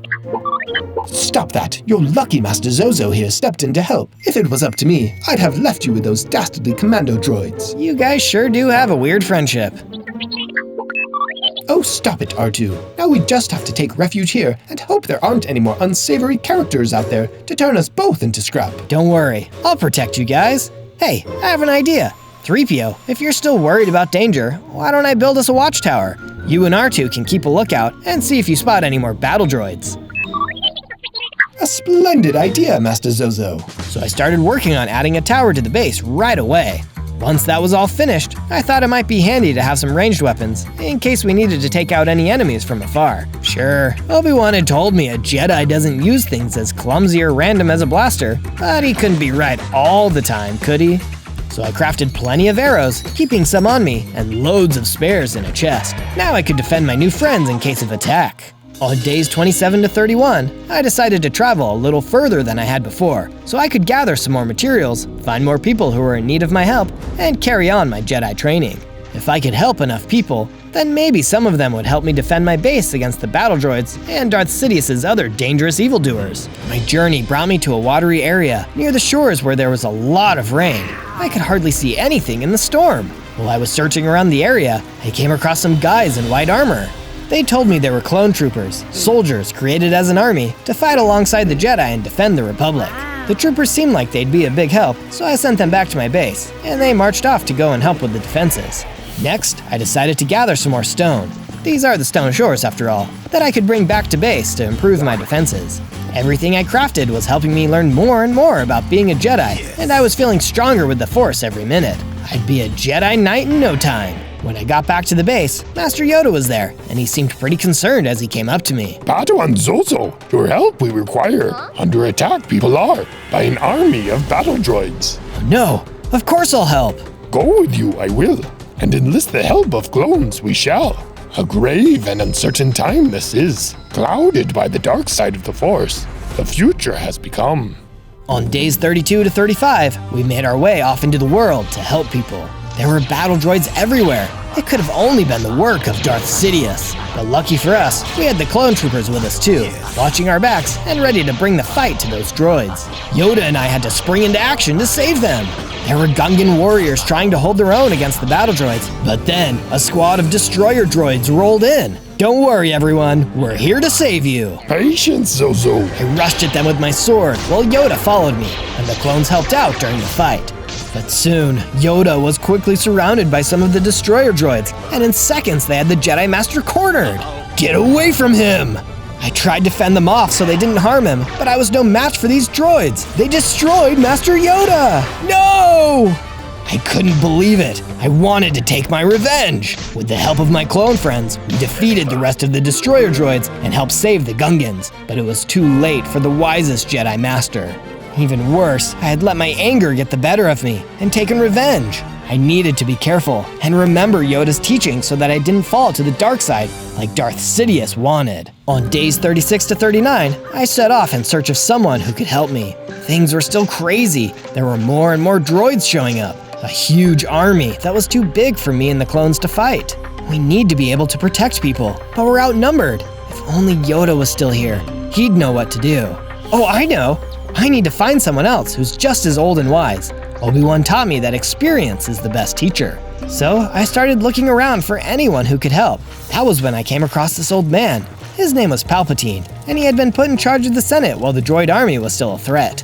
I'm so glad you turned to me for help, Zozo. You see, I don't think that the Jedi have enough trust in you. Why would you say that? Obi-Wan's been making sure I get proper training. Of course, I'm sure he is. Listen to me, I need help with something. If you can do something for me, I can offer you my guidance in return. Your guidance? Why? There are things the Jedi won't tell you, Zozo. But first, there are a group of droids sent by our enemies to endanger me. Please protect me from them. I was more than happy to help. After all, I'd already scrapped tons of droids before, so this was bound to be no trouble. I found them nearby, but I had been expecting some ordinary battle droids. These ones were Magna Guards. They were much, much stronger than anything I'd faced before, but I fought with all my might and struck them down one by one. Good, Zozo, good. You've done well. You've done well. That's what they get for trying to harm you. Now, what were you saying before? The Jedi are keeping secrets? Why would they do that? Well, listen closely. I can help you if you want. Yes, please. Have you ever heard of the tragedy of Darth Plagueis the Wise? It's a Sith legend, not a story the Jedi would ever tell you. So Palpatine started telling me a story of an old Sith Lord who'd learned the power to stop people from dying. Things were starting to get confusing. The Jedi told me the Sith were evil, and I was trying to avoid the dark side so I didn't become Darth Sidious's apprentice. But what if joining the Sith was a way I could keep people safe? On days 40 to 43, I decided to make a few improvements around the place. I added torches and bookshelves for extra light and to keep some Jedi text to read on my downtime and continue my training. Once I was done, I checked in with the clone troopers who all seemed to be worked up about something. Hey, what's going on, guys? There's been a rebellion, sir. The Jedi are trying to overthrow Chancellor Palpatine. We need to alert the other clones. I couldn't believe it. Why were the Jedi trying to take over? I built a few signs to put up to warn people and get the clones to help out. And pretty soon, a whole squad of troopers had shown up, ready for the job. I had to make a barracks for the clone troopers, so I built it off my base and filled it with bunk beds so they would all have a place to sleep. One of the clones came to find me while I was working. Those Jedi traitors won't know what hit them. I heard a rumor about where Obi-Wan might have gone. You should go and track him down. And see if he can help us? Or see whose side he's on. Our intel suggests he escaped through a nether portal to the east. If you can journey to the nether, you might be able to find him. It almost sounded like it couldn't be true. Why would Obi-Wan do this? On days 44 to 49, I journeyed out to find my old master. I found the nether portal that the clone trooper told me about in the middle of the forest. I guess it's now or never. Gotta have faith in the Force. I jumped into the portal and was transported to the nether. It was a strange and scary place, full of lava, fire, and hostile mobs. Why would Obi-Wan be hiding here? But I couldn't dwell on questions. I needed to keep tracking him, even through the nether. When I arrived at his coordinates, I couldn't see anyone at first, but then I saw a figure approaching me. Hello? I walked towards them, only to realize it was Palpatine. He had really been Darth Sidious all along. I knew I could make you fall to the dark side and become my apprentice. Do you see the lies of the Jedi's teachings now? You're a Sith Lord. I should take you down right now. You've been causing so much chaos all over the place. Why do you even want me to be your apprentice anyway? Yes, give in to your hatred. If you strike me down, your journey to the dark side will be complete. And as for why, I only want the same thing you do. I want peace, a world without fighting or suffering. I want order, and the Jedi would stand in the way of that. But the Jedi believe in peace too. They want to be in control of everything themselves, and so they have to go. Henceforth, you shall be known as Darth Vader. Together, you and I will bring an end to the Jedi, my new apprentice. Now do what must be done, Lord Vader. Do not hesitate, show no mercy. And with that, I transformed. The long, black cloak, the imposing height, the scary black helmet. I was no longer a Skywalker. I was the new Sith Lord, Darth Vader. He also dropped me a lightsaber. Wait, why is that? Darth Sidious dashed off, laughing, and in his place was my old master, Obi-Wan. Zozo, you have allowed this Dark Lord to twist your mind, and now you've become the very thing you swore to destroy. Don't lecture me, Obi-Wan. Palpatine told me that the Jedi are plotting to take over, and if you're not with me, then you're my enemy. Only a Sith deals in absolutes. I will do what I must. Obi-Wan had much more training as a Jedi than me. I didn't want to fight, but I had no other choice. So I drew my lightsaber and got ready for a fight. On days 50 to 53, I fought hard against my former Jedi master. Zozo, Chancellor Palpatine is evil! You said that about the Sith too, but they can stop people from dying. What if, from my point of view, the Jedi are evil? Well, then you are lost. Our fight raged on. Obi-Wan was a skilled Jedi, but he had taught me everything he knew. I knew his fighting style, and there was no trick he could pull on me. Or so I thought. He was able to knock me down, but it wasn't enough. I got back up again, relying on all of my training and everything I had learned to block his attacks quickly. I had gotten a lot better at fighting droids, but I'd never thought I'd be fighting my old master. We fought and fought until eventually I gave one more swing of my lightsaber and I defeated Obi-Wan. I did it! I won this battle. Hopefully that means there's no more to come. Hey, wait, what's this? I looked on the ground where Obi-Wan fell at the end of our fight. There was a journal. Hey, this says that there are 2 more Skywalkers like me, and that once they get trained in the ways of the Force, they'll be able to defeat me and Darth Sidious. I better start getting ready for when that time comes. On days 54 to 57, I left the Nether and ventured off to find the other Skywalkers. I wasn't going to give up my search for the 2 of them, especially if they could help me overthrow the new Emperor and rule by my side. I had to keep looking and see if I could find them, or if it was all just another one of Sidious's traps. In the distance, I could see that someone had set up a camp nearby. As I got closer, I spotted a group of rebel soldiers all gathered around a campfire. Oh no, I have to stop them! I tried to hold back and keep myself out of sight. I drew my bow and started firing at the rebels, using the element of surprise to my advantage. Oh no, it's Lord Vader! We have to get out of here! Everyone run! And it worked! They began to scatter when I landed the first hit. Take that, you rebel scum! Instead of trying to calm them down, I decided to get right to the fighting instead. I couldn't help it. My anger was getting the better of me. I had really fallen to the dark side. I rushed in with my lightsaber and fought them with everything I had. Quick, let's get out of here! The rebels ran away, leaving me alone. Hey look, it's a sacred Jedi text. This will teach me even more ways to use the Force, and how to get stronger. I used it and grew even stronger than before, and I gained 2 more hearts. With Obi-Wan slain and Darth Sidious more powerful than ever, I returned to my base and told the clone trooper the good news. Excellent work, Sith Lord Zozo. It seemingly is true what the prophecy said about you. You are destined to be the chosen one, the most powerful Force user of all. That sounded pretty good to me. On days 58 to 62, I worked on improving things at the base. Now that Obi-Wan was gone, it was mostly just me staying there, and that was kind of sad. So I decided to cheer myself up and make it even better. The clone troopers that had been living in the barracks now needed to become stormtroopers, so I needed a way to make more tools and new weapons for them. I worked on making a bigger crafting area and expanded the armory, so we'd have lots of extra storage space for the new equipment. Then I headed off to a nearby mine where I could find lots of diamonds. I dug deep down, and sure enough, there were plenty of diamonds to be found. I used an iron pickaxe to mine out as many diamonds as I could carry and took them back to the base. I used every single diamond and forged them into a brand new set of diamond armor, along with a pickaxe and a new sword to match. Next, I thought about gathering some extra food for the stormtroopers, so I crafted myself a fishing rod in case I had a chance to catch fish when I visited new areas. On days 63 to 66, Emperor Palpatine came to visit me at my base, which was quickly becoming my very own castle. What is thy bidding, my master? There has been a great disturbance in the Force, Lord Zozo. I have felt it too. We have a new enemy. The children of Skywalker must not be allowed to become Jedi. If they could be turned, they could be powerful allies. Yes, indeed. For now, build your strength, Lord Zozo. Gather resources. There is another cave nearby with plenty of diamonds to mine. Thank you. It shall be done, Master. I really missed my old master, Obi-Wan Kenobi, but it seemed like I was stuck with the Emperor for now. I set off to the next cave to start mining for even more diamonds. Inside, I saw a group of bounty hunters. I got ready to fight them, grabbing my lightsaber and leaping into action.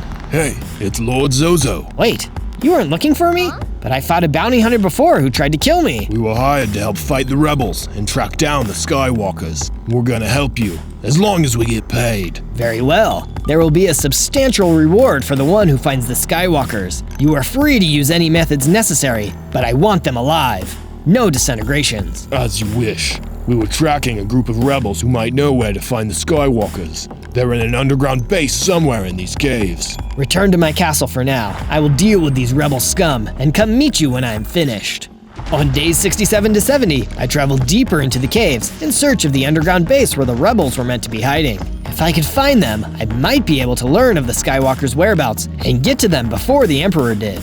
If I can get them to join with me instead, then perhaps together we can overthrow Lord Sidious and rule the galaxy together. Before I could think about my plans anymore though, I spotted a smuggler and a Wookiee warrior in the caves. They must have been part of the Rebel Alliance. Maybe they knew where I could find the Skywalkers. I had heard that Wookiees were much stronger than an average person, so I would have to be careful. I started looking around for a way to sneak past, but the pair of them were blocking my path. There was no other way. I'll have to fight my way through. There's nothing else to do. So be it. I thought about how much danger I had already faced so far, and how much worse Lord Sidious was. If I wanted to beat him in the end, then I had to fight. I attacked the pair of them. The smuggler and the Wookiee managed to dodge out of the way of my attacks. Chewie, look out! It's the Sith Lord Zozo! I decided to focus on one of them at a time, so I turned to the Wookiee and attacked him with my sword. He was pretty tough, but was knocked back when I got a good hit in. The smuggler tried to sneak up behind me, but I spun around and hit him too. It was a pretty intense battle, but eventually I was able to win with the help of my shiny new diamond sword. Once they were defeated, they dropped some information about one of the Skywalkers. His name was Luke, and there was a map leading to his location. Now I just had to find him. On days 71 to 74, I started traveling toward the location on the map. As I was searching for Luke, I saw a strange message that someone had written on the map. It said, if you're enjoying this adventure, find more Zozo videos by searching for ZOZO. And don't forget to like and subscribe. On my journey, I decided I would make a quick stop at a river to fish, hoping to catch some food for myself and some extra to bring back to the stormtroopers at my base. I caught a few fish, plenty to feed the stormtroopers and myself for the rest of my search. But then, Emperor Palpatine appeared before me. So, fishing on the job, Lord Zozo. You should be looking for Skywalker. We must turn him to the dark side if we are to survive. What if he can't be turned though, Master? He will. And once he does, he will be my newest apprentice. What about me? I know what you've been planning, Lord Zozo. You think you and young Skywalker can overthrow me, but neither one of you can stand against the full power of the dark side. Just as I pulled out my lightsaber, the Emperor attacked me with his deadly force lightning. Unlimited power! I tried my best, but it still wasn't strong enough to defeat him. I had to run away to save myself. but it seemed like Palpatine let me get away. He knew I was scared of him and was using my fear against me. I just needed to stay alive to get stronger and find Luke, so I headed back to my base. On days 75 to 78, I got to work improving my base again. I had to make it even more secure, just in case Palpatine ever attacked the base itself. It was like I was losing all of my allies. Turning to the dark side is no fun at all. Luckily, I had a great idea to make an underground bunker beneath the main base, somewhere I could hide out if the Emperor came to attack before I was ready. I got to work on the bunker, and before long, I had a great big underground hideout to go to if the Emperor attacked before I was strong enough, or before I'd gotten Luke to help me beat him. After I was done, some of the bounty hunter gang came to me with a gift. It was a red lightsaber, a powerful weapon suited to a Sith Lord like me. We heard you were trying to overthrow the Emperor, so take this lightsaber to help you get stronger while you're searching for Skywalker. With my new weapons, and the knowledge that other people believe in my quest to take down the Emperor, I grew bigger and gained more hearts. On days 79 to 84, I decided to test my new strength while I was trying to track down Luke again. I went out into the desert and found some Gamorreans to fight with. Time to try out my shiny new lightsaber. The vicious piggy aliens came at me with their axes, but I quickly knocked them back and took them all out. After I defeated the rest of the Gamorreans, I realized they had been keeping two familiar droids prisoner, R2 and 3PO. Is that you? To my surprise, it was my two old friends. It can't be! Oh, thank the Maker, Master Zozo, it is you! Thank you for saving us from those ghastly Gamorreans. Oh, don't be rude, R2. Yes, I know he does look different, but he's still the same Zozo at heart. Hey, you're right. And now I'm much stronger, too. Say, can you guys help me find someone? Of course, sir. We'd be happy to help. I need to find Luke Skywalker. On days 85 to 89, I went back to my base, while 3PO and R2 went to find out where Luke was. But when I got back, my castle was under attack by an army of stormtroopers. They had scout troopers with them and a huge AT-ST walker. This could only have been the work of the Emperor. He knew I wanted Luke's help to defeat him and was trying to smash up my base to stop me. There were so many of them, it was dangerous just trying to get close. Thankfully, I still had my bow and plenty of arrows that I had made earlier. I might be better with my lightsaber, but I'm still a mean shot. I hit a number of the scout troopers, causing the stormtroopers to turn heel and run. But the big AT-ST was still attacking my base. The walker was so much taller than me. I had to be careful if I wanted to take it down. One stomp and I would be gone. I rushed at the AT-ST, swinging my sword at its legs. If I could take out one of them, I could cause the whole walker to topple over and come crashing down. I had to stay calm, use the Force, and remember all the lessons I had learned from Yoda and Obi-Wan, even though they weren't with me anymore. Patience, that's what Obi-Wan was always saying. With a few well-placed swings of my sword, the AT-ST was done for and fell right over to the ground. When it was over, someone appeared from nearby and came up to me. I knew there was still good in you. I turned around to see who it was, and even though we hadn't met before, I knew it was Luke. I was so happy to see him. On days 90 to 94, I headed off the same direction that the stormtroopers had run off in after causing so much destruction to my base. After what felt like hours of tracking, I found a cave. This has got to be where they're hiding out. I better take a look. I'll get those stormtroopers to tell me where the Emperor is hiding. I snuck into the cave and saw that it was empty, except for one strange figure standing alone, almost like he was waiting for me. He was dressed in black robes, similar to the Emperor, but he had red skin and horns sticking out of his head. I could sense he was strong in the dark side of the Force. Who are you? I have gone by many names, but you may call me Maul. Darth Maul. My master, Lord Sidious, revived me and sent me here to make sure you don't stand a chance of overthrowing him. Why would you work for him? The Emperor only cares about himself. Once he's finished with you, he'll find another new apprentice to replace you, so you don't end up turning on him too. No, we will rule the galaxy side by side, something you could never do. Now draw your weapon, Vader, and let's end this. I drew my lightsaber, ready for a fight. After all of my training and experience, I was feeling more ready than ever to take down this new enemy. But when Darth Maul rushed at me, I knew it wasn't gonna be an easy fight. I had never fought another Sith before. He was skillful in the ways of the dark side. He was incredibly fast and strong. Definitely the toughest opponent I had faced so far. I needed a moment to think, so I ran back away from him and stood ready to defend myself. On days 95 and 97, I continued battling against Darth Maul in the cave. It was a pretty close battle. We were evenly matched, but putting some space between us helped give me a moment to wait before I could land a critical strike. I dealt some extra damage to Maul, which gave me the advantage I needed. No, mercy. Please, have mercy. I stopped for a second. I had already defeated him, knocking him down. But I didn't completely destroy him. If I struck him down in anger, I'd never be able to get back from the dark side. So instead, I spared him.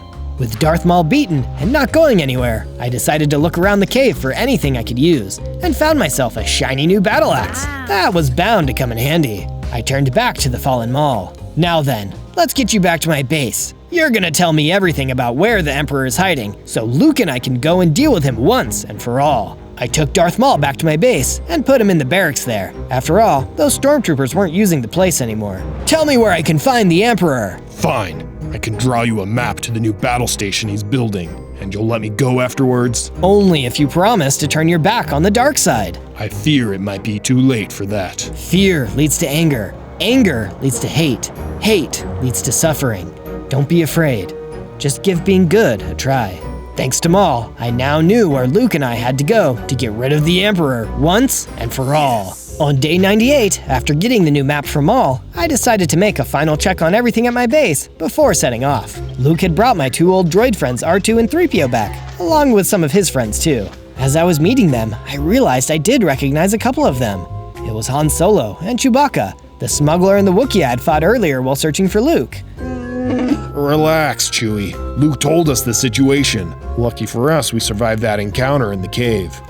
Yes, sorry about that. I'm so glad to see the 2 of you are recovering well. Well, we wouldn't be if it wasn't for Leia over there. Next, they introduced me to Princess Leia. It turned out she was the other Skywalker, and that meant she and Luke were actually brother and sister. Wow. Then, a pair of glowing Force ghosts appeared. It was my 2 old masters, Obi-Wan and Yoda. I couldn't believe what I was seeing. I never thought I'd see the day when you turned back to the light, Zozo. But beware, you must. Do not underestimate the powers of the Emperor, or suffer the same fate you will. I believe in him. I've sensed the good in him. We can defeat the Emperor together. Then, may the Force be with you. It seems like everyone believed I had what it took. With Luke and his amazing friends in my corner, the Emperor didn't stand a chance.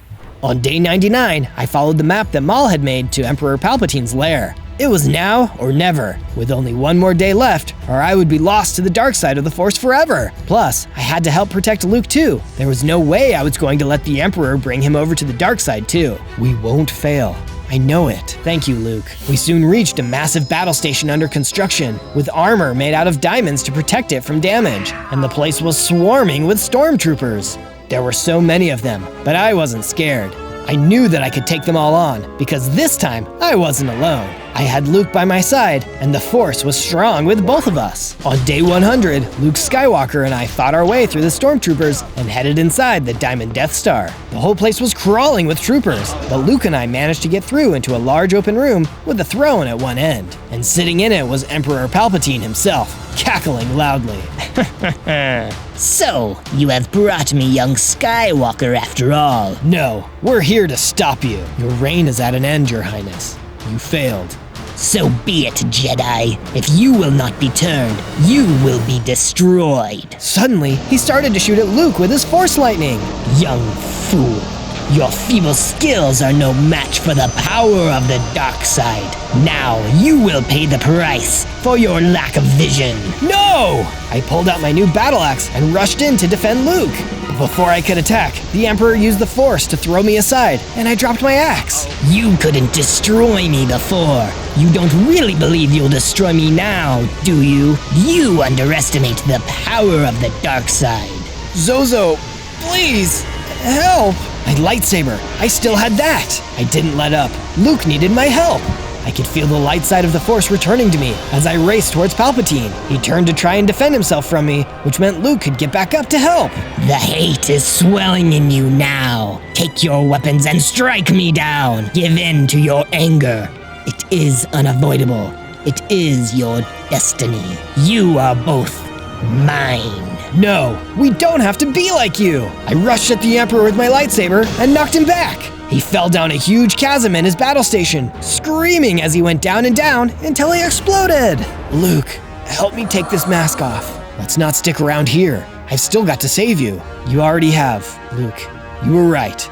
You were right about me. And thanks to Luke, I had come back to the light side. On day 1, I spawned in as a baby Na'vi from the movie Avatar. I was surrounded by a bunch of other Na'vi, but I was the only baby. Why am I a baby? Are you my parents? Just then, Colonel Quaritch showed up with a bunch of soldiers. Consider this a warning. In 100 days, I'm going to attack and destroy the Tree of Souls. Without the Tree of Souls, all the Na'vi will disappear. Everyone around me was angry, and they attacked. It was no use though. We were no match against the Colonel and his men. Quick, Zozo, take this. My parents threw me a ceremonial bow and some arrows and told me to hurry and hide deeper in the cave. No, wait! My parents joined the fight, but they too were quickly defeated. I had no choice but to run away and hide in the cave. I have 100 days to stop the army from destroying the tree, but how can a baby like me stop an entire army? On day 2, I ran deeper into the cave. I had to be careful because I only had 4 hearts. Just then, I heard footsteps behind me. Someone was coming. I hurried and hid. A few military guys came running up and stopped in the tunnel. Did you see where that little baby Na'vi went? Colonel is going to make us do 200 push-ups if we don't find him. You mean that baby? Uh-oh, they saw me. I hurried and pulled out my bow, trying to hold them off. It's not working. I can't die already. Suddenly, something came running up to me. It was a hexapede. On my back. Hurry. What's your name, little guy? It's Zozo. What about you? Nikayu. Pleased to meet you. On day 3, Nikaru and I had reached an area deep in the woods. The space was filled with all kinds of creatures. Wow, I was wondering where you guys went to hide from the soldiers. Nikaru then brought me to the wise old leader of the hexapedes. And what brings such a small Na'vi to a place such as this? I told him about the soldiers and how they had ambushed my colony. I also told him that I had less than 100 days to save the Tree of Souls. If they destroy the Tree of Souls, all life on our planet will disappear. We must protect the tree at all costs. You aren't planning on taking the whole army down alone, are you? They took out my whole tribe, so it's just me. You're going to need all the help you can get. I'm too old to fight, but please take these supplies to aid you on your journey. Thank you. I don't know how I'm going to stop them yet, but I will do everything I can. We believe in you, but be careful. Colonel Quaritch will not hesitate to destroy anyone who stands in his way. I nodded and prepared to leave. Before I could get too far, Nikaru stopped me. This battle affects us all. I'm strong and can help you in the fight. I would love to have your help. Let's do this. On days 4 to 5, I decided it was time to start preparing myself for the fight. I went around punching trees and got enough tools to make myself a crafting table. With the crafting table completed, I then made myself a wooden pick. Let's get stony. Using my wooden pick, I mined a bunch of cobblestone, then used the cobblestone to craft a full set of stone tools. After I finished crafting, I realized it was starting to get late. I better start building my base. I can't risk getting attacked at night. I quickly got to work, building myself a base. I had found a giant tree and decided to build a base inside of it. I built rooms for both Nikaru and me to live in. It's just a simple base, but it should keep us safe for now. By the time I finished building, it had gotten late. That's when some spiders attacked out of nowhere. Oh no, I spoke too soon. I swung my sword furiously and was able to take them all out. Just then, I felt a burst of energy and gained 10 hearts. Oh yeah, I'm even stronger. Before I went to bed, I decided to set up some torches. No more random mob attacks for me. On days 6 to 8, I woke up and decided to check the village from earlier for survivors. As I looked around, I saw that the soldiers had totally trashed the place. Then I saw a girl running from a soldier. Hey, why don't you pick on someone your own size? The soldier heard me yelling and stopped running after the girl. Then he turned and ran toward me. I had gotten stronger, so I wasn't afraid. I used all of my weapons and abilities, but he was still really strong. It was an intense battle, and we ended up on a balcony. I swung as hard as I could and knocked him over the edge. As the soldier disappeared, I saw he dropped something. The girl he was chasing ran over and picked it up. Find anything good? It looks like a map to a prison. Thanks for taking that guy out, by the way. What's your name? My name's Zozo. What about you? Neytiri. Nice to meet you. What were you doing out here anyway? When these soldiers attacked the village, I escaped during the fighting. I came back to try and find my parents. It looks pretty empty here, but maybe the prison on that map is where they're being held. I'll try anything. Let's go. On days 9 to 10, Neytiri and I made our way toward the prison. We carefully followed the map and soon saw a small prison in the distance. That must be it, but it looks like there's no guards. Let's get closer and find out. Just then, a grenade was tossed in front of us, blinding us. When we came to, a tough-looking soldier jumped out and attacked. They must have seen us coming. I tried my best to fight him off, but he was too strong. This was a fight I wasn't going to win. Neytiri and I had no choice but to jump down the tree and run away. Once we had gotten far enough away, we paused to talk. It looks like we're not strong enough. This all feels so helpless. Don't worry, we can figure it out. In the meantime, you can stay at my base. On days 11 to 12, Neytiri and I arrived back at the base. I hurried and built her a room to stay in. Thanks for looking out for me, Zozo. No problem. I wanted to ask you though, what do you know about the Colonel and these humans? I doubt I know much more than you, but when our village was under attack, I did overhear the Colonel saying he will rule over our planet once we're all wiped out. We can't let that happen. I was feeling angry about the Colonel, so I decided to look for more materials. I soon found some iron and coal. Back at the base, I loaded up some furnaces and started smelting. Then I crafted some iron tools, along with some iron boots and leggings. Nekaryu then came over to me and let me know he was feeling a little hungry, so I went out to try and find some food. After some walking, I found some carrots. Oh yes, I'll love these! I returned back to the base and dropped off the carrots to Nekaryu, then headed outside to start a carrot farm. Now we'll never run out of food. On days 13 to 15, I wanted to get stronger, so I asked Neytiri if she could help. The strongest warriors would train by hunting manticore, but only the adults. True warriors never harm the babies. Okay, I'll give it a try. I left the base and soon found myself in a tundra. The manticore should be close by. That's when I noticed some manticore feathers on the ground. Aha! I must be getting close. I looked a little further when I saw two manticores up ahead, a baby and its mom. I started to sneak toward the adult when suddenly a couple military guys jumped out and took out the baby. Those cowards! They then tried to fight the mom, who quickly took out one of the soldiers. It wasn't enough though, and the other soldier took her down. I rushed in. What do you think you're doing? The Colonel has given us orders to destroy all the animals. We can't have you Na'vi trying to get stronger now, can we? That's assuming I'm not strong enough already. I charged at the soldier, angry at their disrespect. The soldier thought he was a tough guy, but in a few moments, I showed him up and took him out. As he disappeared, I saw he had dropped a manticore heart. I picked it up and took it with me back to the base. Back home, I went over to Neytiri and told her what happened. Then I showed her the manticore heart. That is what our warriors are after when they fight the manticores. Eat it. Eat it? If you say so. I scarfed down the manticore heart, and to my surprise, I gained 6 more hearts. Now that's some powerful stuff. On days 16 to 19, I headed out to do some more exploring. As I wandered, I soon found an ogre village. As I watched the ogres living peacefully in their home, I suddenly remembered my own life, a time where I lived peacefully with my own parents. Those evil humans want to break up all these wonderful families. I won't let that happen. Speaking of which, a group of soldiers had just shown up, and they were attacking the village. The ogres all ran into their homes afraid. It was up to me to help them. Not today, humans!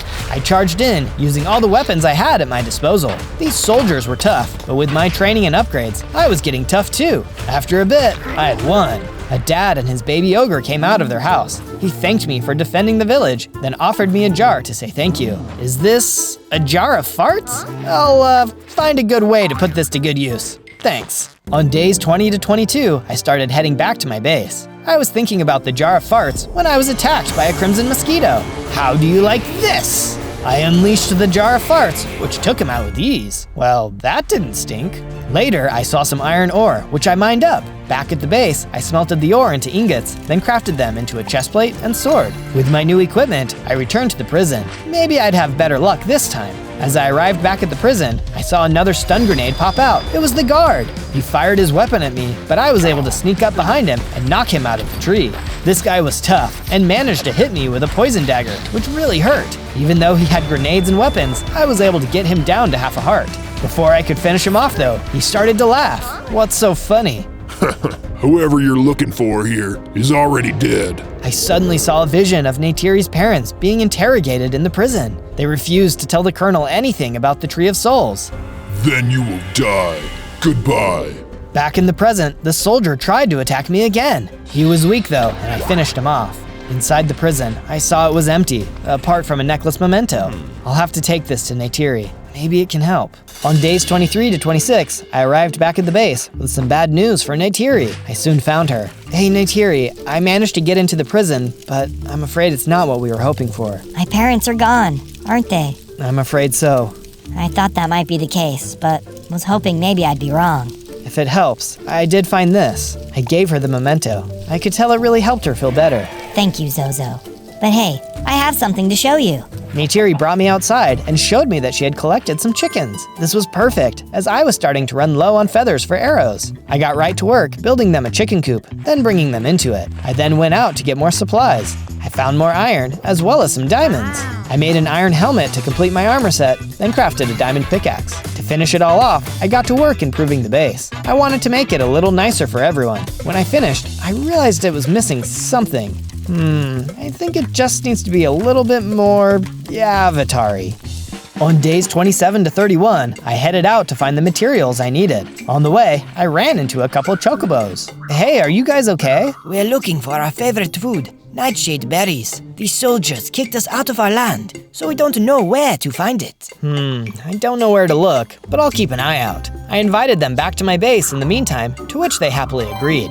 I soon came across the soul lights I was looking for and started mining. Suddenly, a flock of pateras started to attack me. Hey, I'm not bothering you. Leave me alone. I managed to fend the pateras off, and then I finished mining up the soul lights. Back at the base, I used the soul lights to finish the decorations. It was looking really great. I then built the chocobos their own rooms to stay in. They were really happy about that. Then Nekaru came running up to me. The soldiers are attacking my herd. Come quickly. I jumped on his back and we rode off to help. On days 32 to 35, we hurried back to the herd. As we arrived, I could see the place was filled with soldiers. We've got to help them. I rushed in, knocking out as many soldiers as I could. The hex beads had really hurt them, so I was able to finish several of them off. That's when I saw a soldier fighting the elder. Hey, get away from him! The soldier hit the elder, a hit he surely couldn't survive. No! I rushed in and took out all of the remaining soldiers. I approached the elder, but it was too late. Zozo, stay strong and keep fighting. And please, keep looking after my son. And before I could respond, he died. Nekaru, I'm sorry. I didn't know he was your dad. All I could think about was the moment my parents died. My heart hurt for Nekaru. It's okay, Zozo. Looks like we're both orphans now. We still have each other. You can stick with me for as long as you want. On days 36 to 39, I decided to spend some time out alone. It had been a rough few days. That's when I heard someone call out to me. Hey, you! Wait! What's going on? My house has been taken over by a boar! Everyone is too scared to help me. Okay, sure. I'll help. Tell me where to go. I headed off in the direction the goblin had pointed me. I soon saw the cave he described, and when I went inside, the boar attacked me. Hey, don't be so mean! The boar was tough, but I finally managed to beat them back.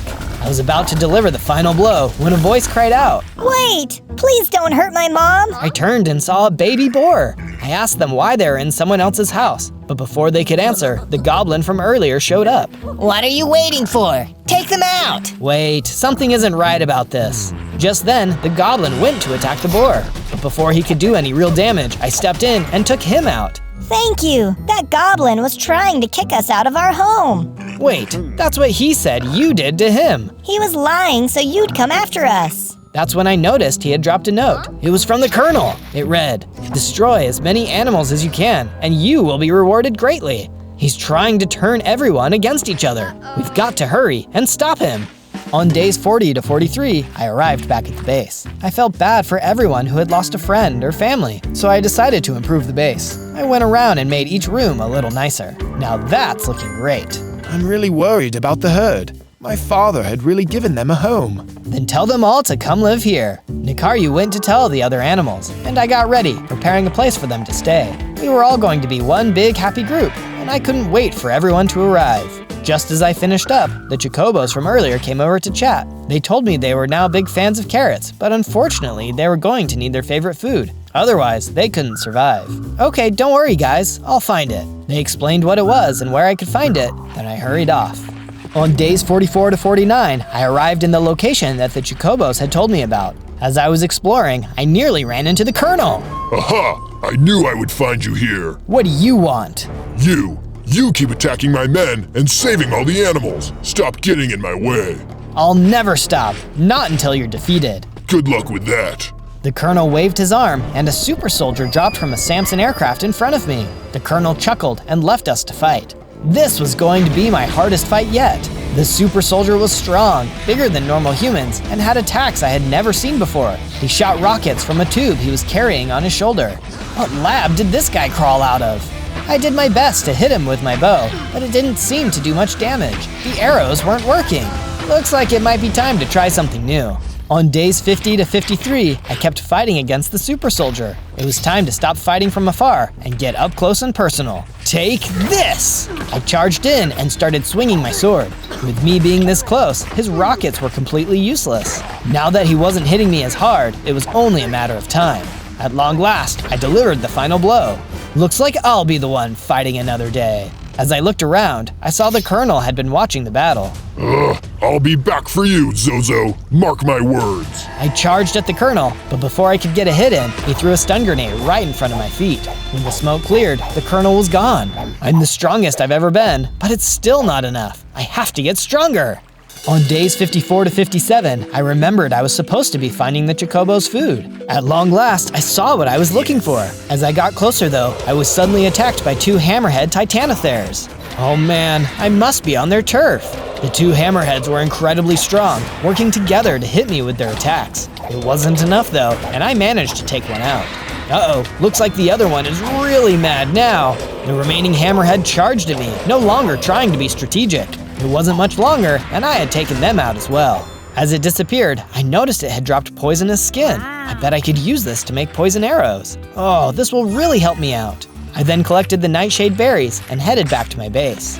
Back at the base, I met up with the Chocobos and gave them the nightshade berries. They jumped for joy and told me that they could now access their special power. Special power? You should have mentioned this before. The Chocobos explained that they can tap into the planet's life force and communicate with those who have passed on, but only for short amounts of time. So, my parents. The Chocobos nodded and then put their head down. There was a glow, and suddenly I could see my parents in front of me. Dad? Mom? It's us, Zozo. We're so proud of you and what you're doing. Keep fighting. We know you can defeat the Colonel. There was another bright light, and they disappeared. Thank you for doing that for me. Now let's win this fight. On days 58 to 62, I got to work planting some of the nightshade berries so the Chocobos would have a constant supply. As I finished, Neytiri came up to me. Thanks for getting these planted. I've been enjoying taking care of the other plants, so I'll make sure these are good as well. I thanked her, then left to try and go find some more diamonds. As I went deeper and deeper into the mines, I soon found a whole bunch of diamonds. Before I could start mining though, I was attacked out of nowhere. What are you doing down here, you creep? I then mined up all the diamonds and went back to my base. With my diamonds, I made myself a couple of pieces of armor. Then I headed out to the farm and made some improvements, so Neytiri could feel happy while she worked on the farm. On days 63 to 66, one of the Chocobos came running over to me. They told me they had spoken to a great warrior who had died long ago. This warrior told him about a powerful weapon that could defeat the Colonel. That could be the very thing we need to win. The Chocobos told me that it was in a different biome and told me where to go. I set off right away, and I soon reached the vortex. As I searched, I soon saw a temple, and I noticed there was a Leonopteryx flying around overhead. As long as he doesn't bug me, I won't bug him. I approached the temple and headed inside. This had to be where the weapon was kept. Suddenly, a Thanator jumped out. I took my sword, ready to fight. Then the Thanator spoke. Wait, don't attack. I thought you were going to attack me. Of course not. I'm super nice. This temple is my home, but some other not so nice mobs have kicked me out. Oh man, well I'm looking for some kind of ancient weapon here. Do you know anything about it? It's possible. The temple is filled with all kinds of old relics. Clear the place, and you can take whatever you want. Deal. On days 67 to 70, I followed the Thanator deeper into the temple. As we walked, I noticed several pieces of art and books that looked like they were centuries old. Eventually, we stopped outside a room, and he turned to me. They're in there. Viper wolves, and lots of them. I'll take care of it. You hang tight. I ran into the next room, and sure enough, there were a bunch of Viper wolves. They immediately attacked, and I did my best to fight them off. My ticket to beating the Colonel could be hiding here. I had to win. Time to say goodbye. I kept swinging, and at long last, the Viper wolves were all defeated. I heard a noise in the corner and saw there were some smaller Thanators hiding nearby. Thank you, Zozo. This is my family. They all thanked me, and I took off to look for the weapon the ancient warrior had mentioned. I looked and looked in every nook and cranny, but there was nothing. Shoot, the weapon must not be here anymore. I met back up with the Thanator and invited him and his family to live at my base, but he said they were happy here. I thanked him for letting me look, and then left to go back to my base. On days 71 to 74, I left the temple as the Leonopteryx circled in the sky above. I paused for a moment. Did you know this isn't my first adventure? You can watch more of my videos after this one is over. Just search for Zozo, Z-O-Z-O. I was getting closer to my base when I came across a group of soldiers. More of these guys, huh? Not for long. I charged in and started taking them out. The less pesky soldiers there were, the safer the land would be. Soon, I had taken them all out. That's when I noticed one of them had dropped a note. It said, "To all soldiers, there is a Na'vi named Zozo who needs to be defeated immediately. I, Colonel Quaritch, am working on a special weapon to destroy the Tree of Souls. It will be done at the end of the 100 days, but this Zozo needs to be dealt with immediately. All soldiers will be on double shifts until he is destroyed." It looks like I'm making a dent, but what is this weapon he's working on? I have to find a powerful weapon of my own, and fast. On days 75 to 78, I arrived back at my base and went to talk to the Chocobos. I went to the temple and searched everywhere, but I didn't see it anywhere. The Chocobo was really confused, as the spirits they talk to are rarely wrong. But unfortunately, they didn't have any other ideas. They promised to try and figure it out. I decided that in the meantime, I would improve the base. It was starting to look really good now. I could tell everyone was really happy, and I hoped it could always be like that. When I had finished making my upgrades, Neytiri came over to talk to me. Zozo, I have some great news. What is it? I have been experimenting with the plants and developed a superfood. I want you to be the first to try it. I picked it up and ate it down. It was delicious. Suddenly, I felt energy flow through me, and I grew even bigger, with even more hearts. Whoa, this is awesome! On days 79 to 84, I decided to test out my strength. I soon arrived in a new place and spotted the perfect test subjects. How do you like me now? I jumped in and managed to take them out in just a few hits. Now that's what I call power. Just then, I spotted someone watching me from afar. It was another Na'vi. He came over to me. "You're pretty strong." Thanks. I can take on anyone. "You could be stronger though." Oh, what makes you think so? "Well, I'm stronger than you. Check it out." The Na'vi hit me, and he was right. He was strong. Ouch! Okay, you didn't have to hit me. I believed you. What's your secret? "Come, I'll show you." The Na'vi then put me through a training program. He had a lot of good advice, and I was able to learn so many new things in a short amount of time. Once we were done training, the warrior tossed me an upgraded bow. Thanks, I'm feeling even stronger already. By the way, how did you get so strong? It was my mission to ride a Leonopteryx, but I've never been successful. Now I don't even know where to find one. I didn't know you could ride those. I actually saw one not too long ago. I could show him to you. No, I'm much too old now, but I think you could do it. Yeah, I'll give it a try. Say, why don't you come live at my base with me? No thanks, the wilderness is where I belong. I thanked him for his help, then turned to go back to my base. On days 85 to 89, I returned to the base and saw it had been attacked. Buildings were broken and no one was around. Oh no, what happened? Where is everyone? I ran around the base, looking to see if I could find anyone. I soon found Nikaryu. He was injured and hiding in one of the ruined buildings. What happened here? The soldiers, they came out of nowhere. They took Neytiri. Oh no, I have to save her. Where did they go? Are you okay? Yes, I'll live. Quick, they only left an hour ago. They went that way. I hurried in the direction Nikaryu had mentioned, looking for any signs of the soldiers. Then I heard someone calling for help. Neytiri! I ran toward the sound, but saw it wasn't Neytiri. It was a dire horse, who was clearly injured. Before I could say anything, it spoke. Are you looking for that girl? Yes, have you seen her? I tried to stop them, but they knocked me out of their way. They're moving quickly, faster than you can run. But there is another way. What's that? Nearby is a special plant. Blue orchids grow on top of that tree right over there. Harvest one of the leaves and rub it on my wound. Then I can carry you to them in no time. Okay, show me the way. He told me where to go, and I ran off. I soon saw the tree. It was extremely tall, and the leaves I needed were at the very top. Let's get jumping.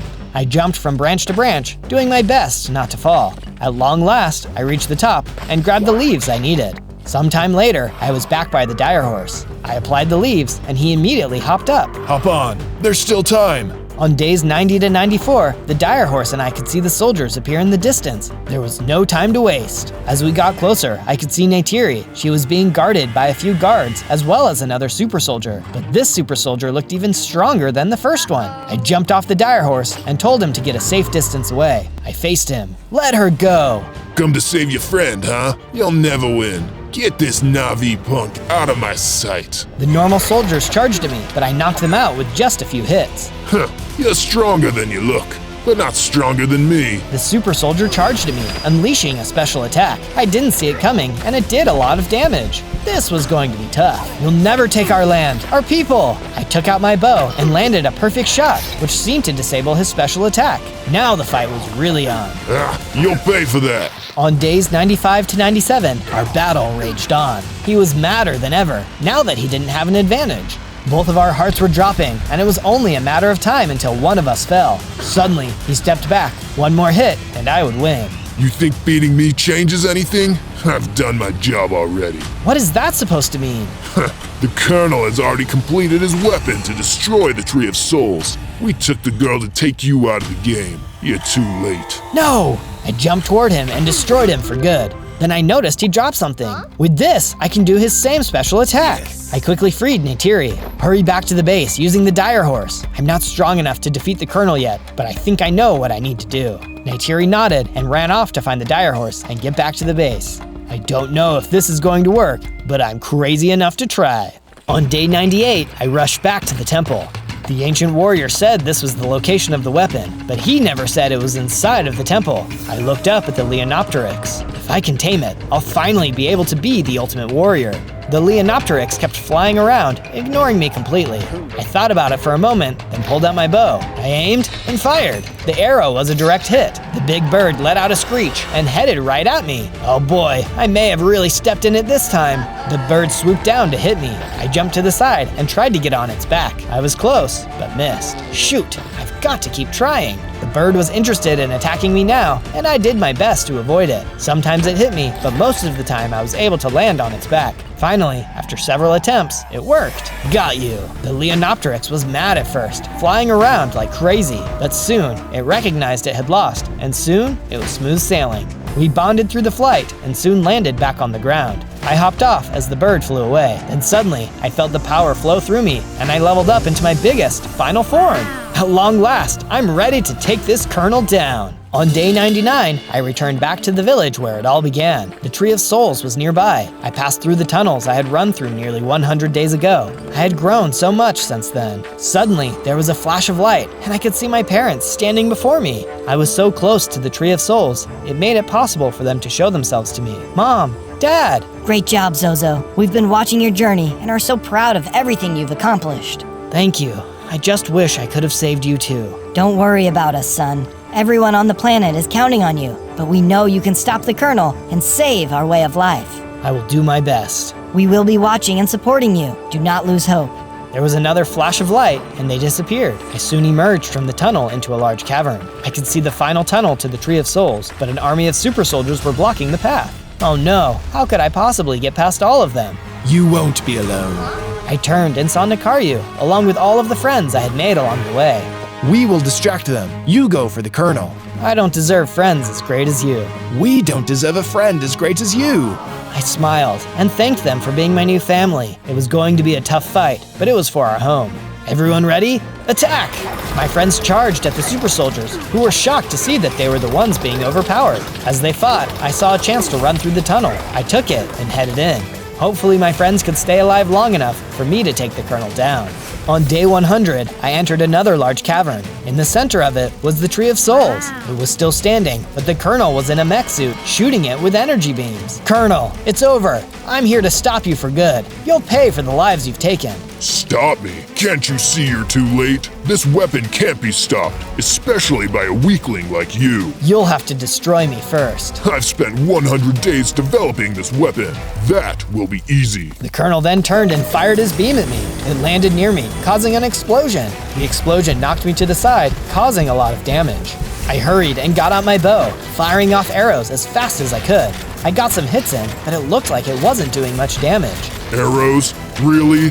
Do you see what you're up against? Give up now, and I'll let you stay alive as my pet. I'll never stop fighting! He shot off a beam again, this time hitting me.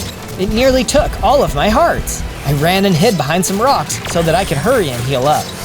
See what I mean? You have no chance, cowering like a small child, because that's what you are. Just then, I saw a wood sprite land near me. A wood sprite. It's a pure seed from the Tree of Souls. I could tell it wanted something with me. Accept me. I closed my eyes, and the wood sprite flew into me. I felt myself get stronger. Suddenly, more and more wood sprites started to appear and start flying into me. The power of generations began flowing through me. I grew even bigger and now had 100 hearts. I stepped out to face the Colonel again. What? How? You failed to understand the world around you, and so now you'll fail to defeat me.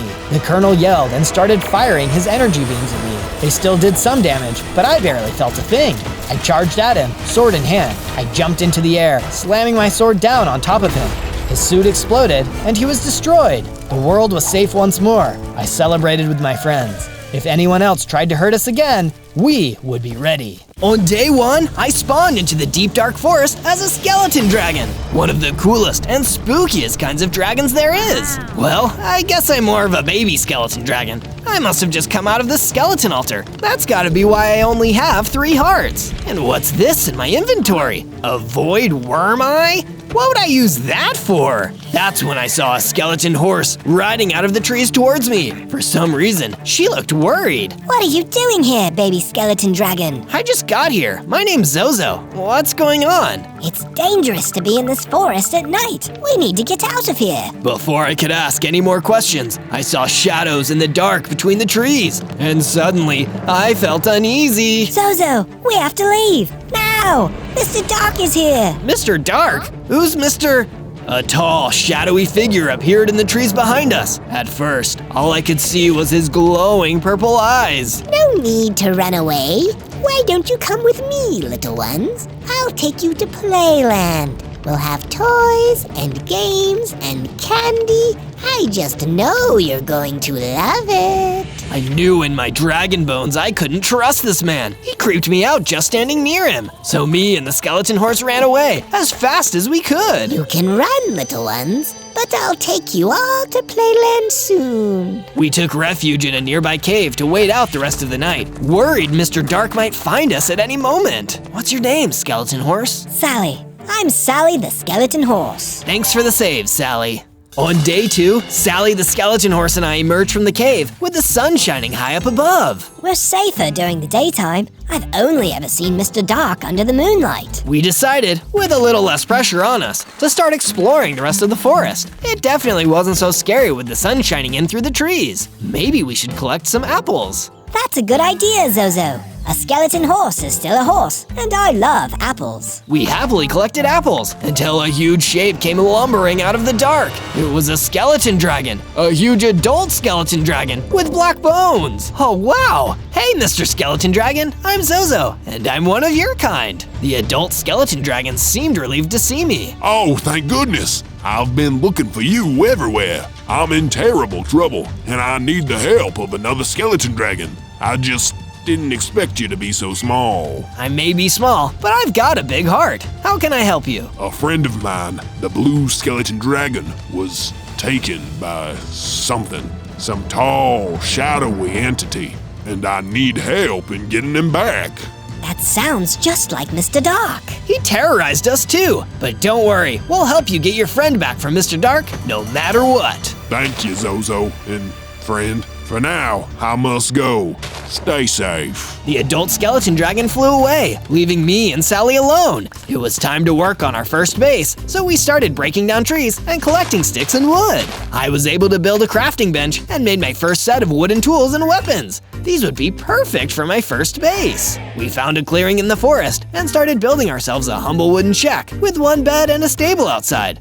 But all the while, Sally looked a little concerned. What's wrong, Sally? That's skeleton dragon's friend. We better work hard at getting him back. Mr. Dark only keeps people at Playland for 100 days. After that, well, you don't want to know. And she was right. I really didn't.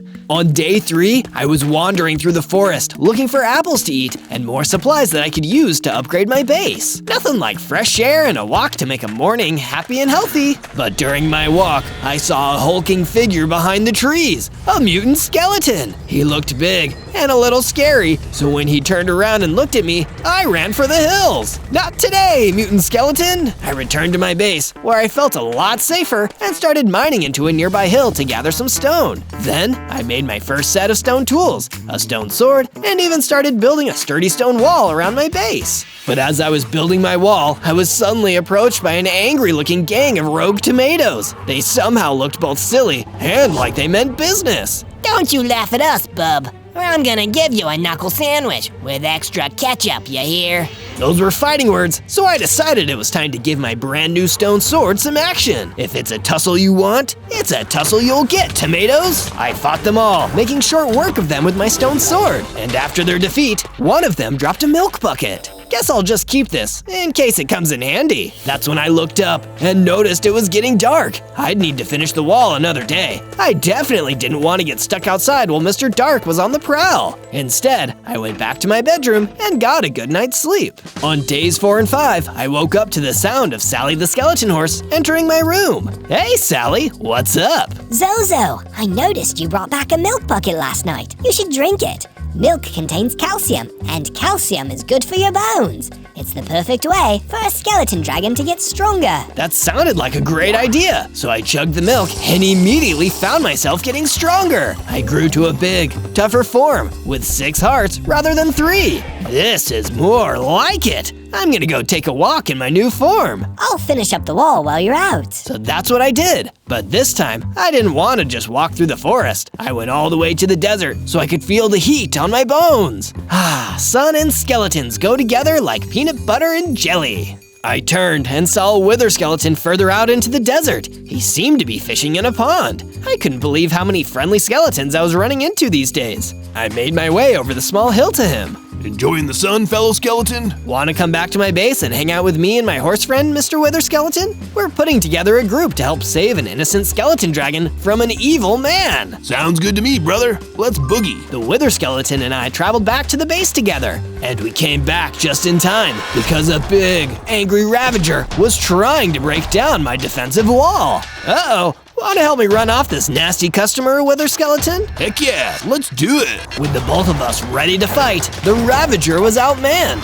We didn't manage to defeat it, but it did run away. By then, it was already almost nightfall. We needed to get some sleep, in case Mr. Dark came out looking for us. I installed a second bed in my cabin, as well as some more furniture, and invited the Wither Skeleton to come stay with us. Sounds good to me, brother. Sleepover time! On days 6 through 8, me and the Wither Skeleton went out into the forest and collected some more yummy apples. But that wasn't all we were looking for. We found the same cave that Sally and I had hidden in the first night I arrived here. It's mining time! And then I mined all over that cave. It didn't take me long to find enough iron and coal to smell myself some new weapons and tools. Iron weapons, iron tools, I'm really moving up in the world. After leaving the cave with our loot and returning to the forest, we were suddenly ambushed by the same Ravager, looking for revenge. Be ready to fight, Wither Skeleton. This won't be easy. I was born ready, Zozo. But sadly, he wasn't actually born ready.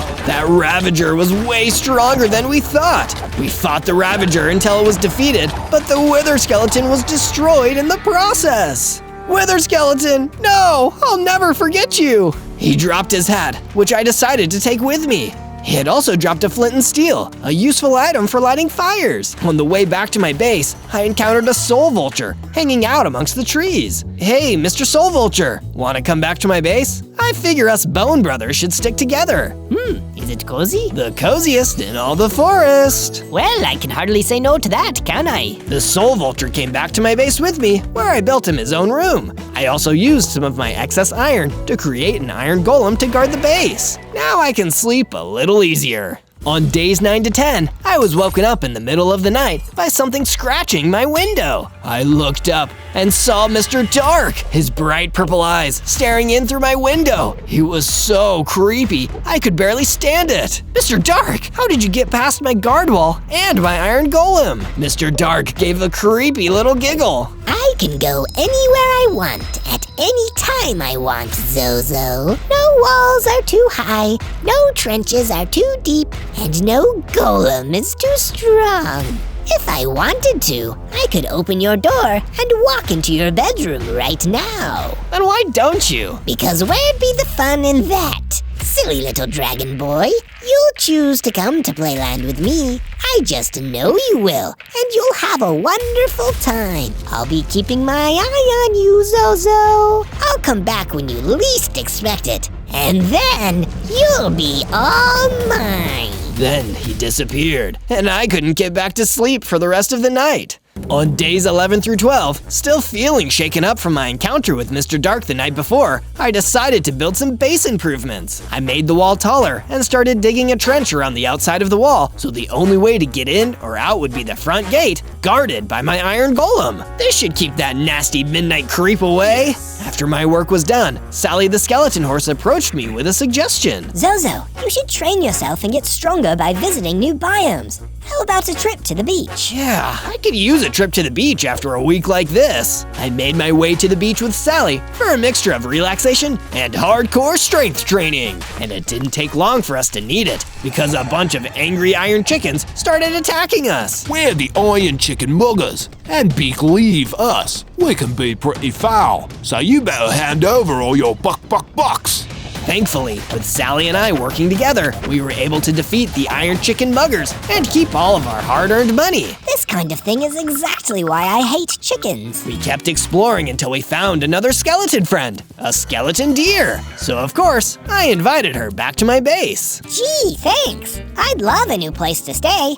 I've been getting tired of all this sand. The skeleton deer followed us back to the base, where I built her a new section of the stable to sleep in. This is so comfy. Thanks, Zozo. Don't mention it, skeleton deer. And by the way, I saw you fighting the iron chickens. You were good, but if you want to get better, I recommend seeking out the necromancer. He can mentor you to greatness. The necromancer? That sounds like a plan. On days 13 to 15, I left my base and began searching the forest for the necromancer. I'm sick of being afraid and hiding away when the bad guys come. I want to be strong enough to be brave and fight back. But it turned out I was talking to myself a little too loudly because an angry stone monster came running at me through the woods. Uh-oh, sorry about the noise. I'm guessing we can't just talk this out.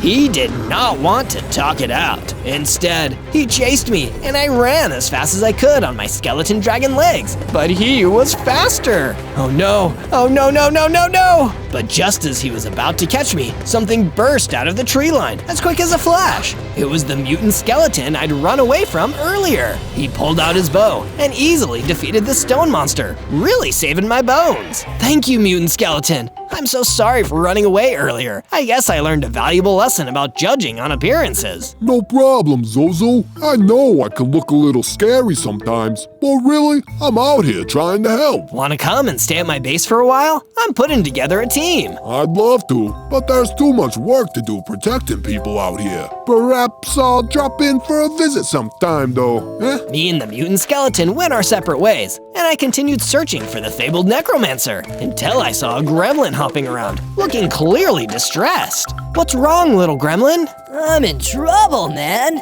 These, nasty jungle spiders have been chasing me all day, and I'm worried they're gonna get me.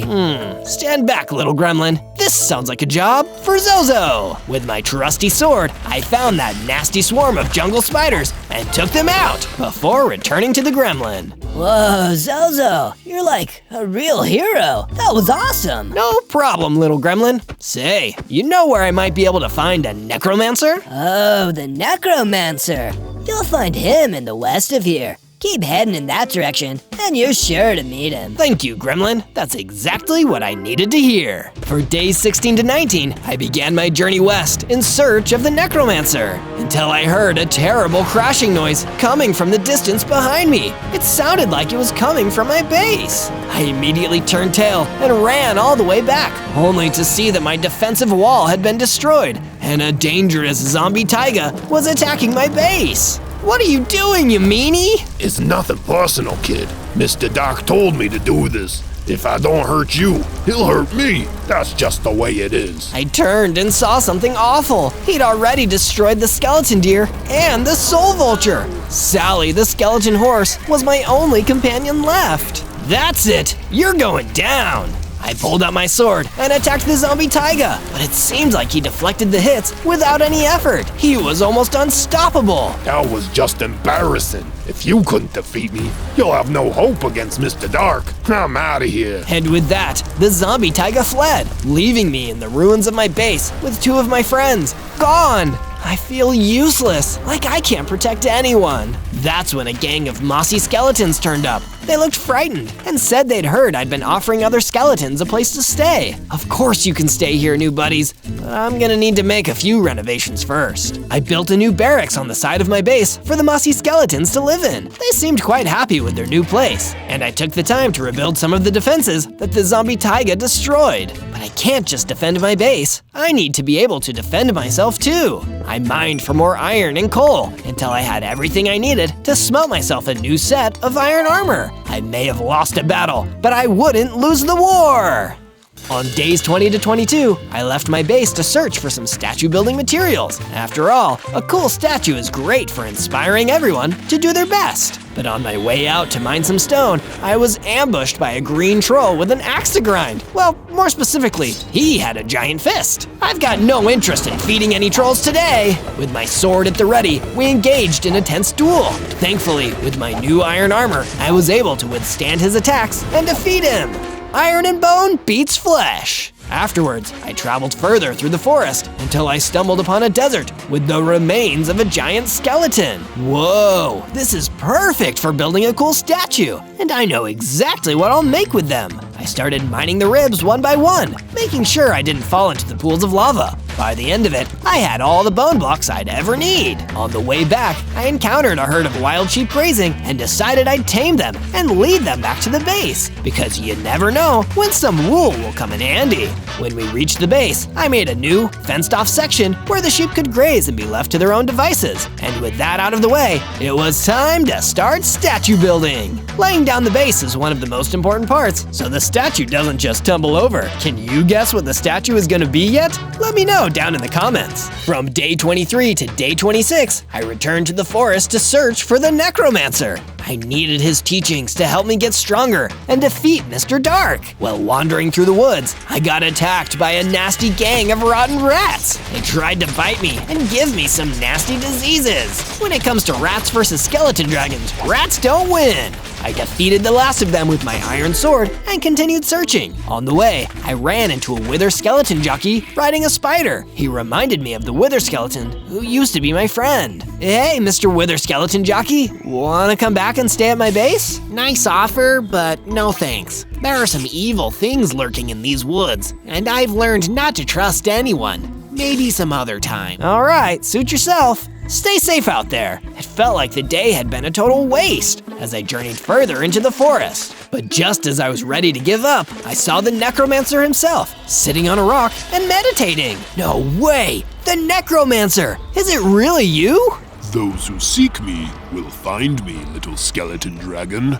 And I assume you've been seeking me. I have. I want you to mentor me and help me become more powerful. Well, young dragon, with great power comes great... Well, you have to have a good reason to have great power. So, what is your reason? I don't need it for myself. I need it to defeat Mr. Dark and save everyone he's captured. That, little dragon, is a good reason. Your training begins now. For days 27 to 31, the necromancer gave me my first challenge. To defeat an entity as evil and spooky as Mr. Dark, you need to learn to conquer your fear. It's okay to be afraid, Zozo, but true courage is knowing that there are some things you must do, even if they make you feel afraid. What would you have me do, Master Necromancer? Do you see that nearby cave? It contains a monster. I want you to go in there and defeat it to help gain control of your fear. If you complete this first challenge, I'll give you a reward. I believe in myself. I can do it. Good, and you can take this bat to help you. It will freeze your opponents for 3 seconds. May it come in handy. I took the necromancer's bat and went into the cave. It was dark and scary, and I could feel myself getting nervous, but I took deep breaths and kept going. I needed to strengthen my courage to defeat Mr. Dark.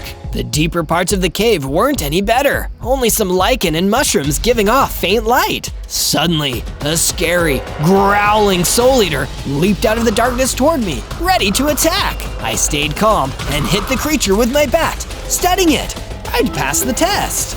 Okay, now it's time to get out of here. On days 32 to 35, my new mentor rewarded me for passing the first challenge by giving me a potion of strength. I immediately drank it and felt myself getting bigger and tougher. This training was really paying off. I have to be at least twice the size I once was. This whole thing made me feel so happy, I decided I'd go back to my base and tell the mossy skeletons and Sally the skeleton horse about my victory. And on the way, I encountered the wither skeleton jockey that I'd met a few days before. Hey, jockey! Have you had any second thoughts about coming to my base? Well, now that you mention it, I have been getting some eerie vibes lately. Maybe we should stick together after all. But those eerie vibes didn't come from nothing. Neither of us noticed it, but the day had gotten away from us. The sun was going down, and the night was upon us. That's when Mr. Dark himself came creeping out of the trees. Ooh, new friends. I'll take you to Playland with me. We'll have so much fun. He grabbed the wither skeleton jockey with his long, spindly arms. Zozo, help me. I'm being kidnapped. But I couldn't help him. Mr. Dark was too fast and too strong, and all I could do was run. My base may have been the only place that was safe at night. On the way back, I encountered an ancient spirit villager who started chasing me, and I was too afraid to even fight him. I just ran away. All that training, useless. I don't know if I'll ever be able to defeat Mr. Dark. On days 36 to 39, I woke up and took the jockey spider to the stable when I heard noise coming from my front gate. I made my way over to see a familiar face waiting outside of my base. It was the same zombie taiga who attacked my base and destroyed soul vulture and skeleton deer. This time, he's going down. I ran out, ready to fight. This time, I had full iron armor, so the zombie taiga's attacks weren't nearly as strong. What sorcery is this? Mr. Dark told me you'd be easy to defeat. This isn't fair! With the help of my new strength and the bat that the necromancer had given me, I defeated the zombie taiga and avenged my fallen friends! Speaking of friends, Sally the skeleton horse approached me with a wonderful idea. Zozo, we should make our way to the Stone Shores. I've heard that some of the friendlies over there have created some awesome upgrades. Oh really? Then there's no time to waste. We hightailed it over to the Stone Shores, where we saw an innocent skeleton being hassled by an ogre. We couldn't let that stand.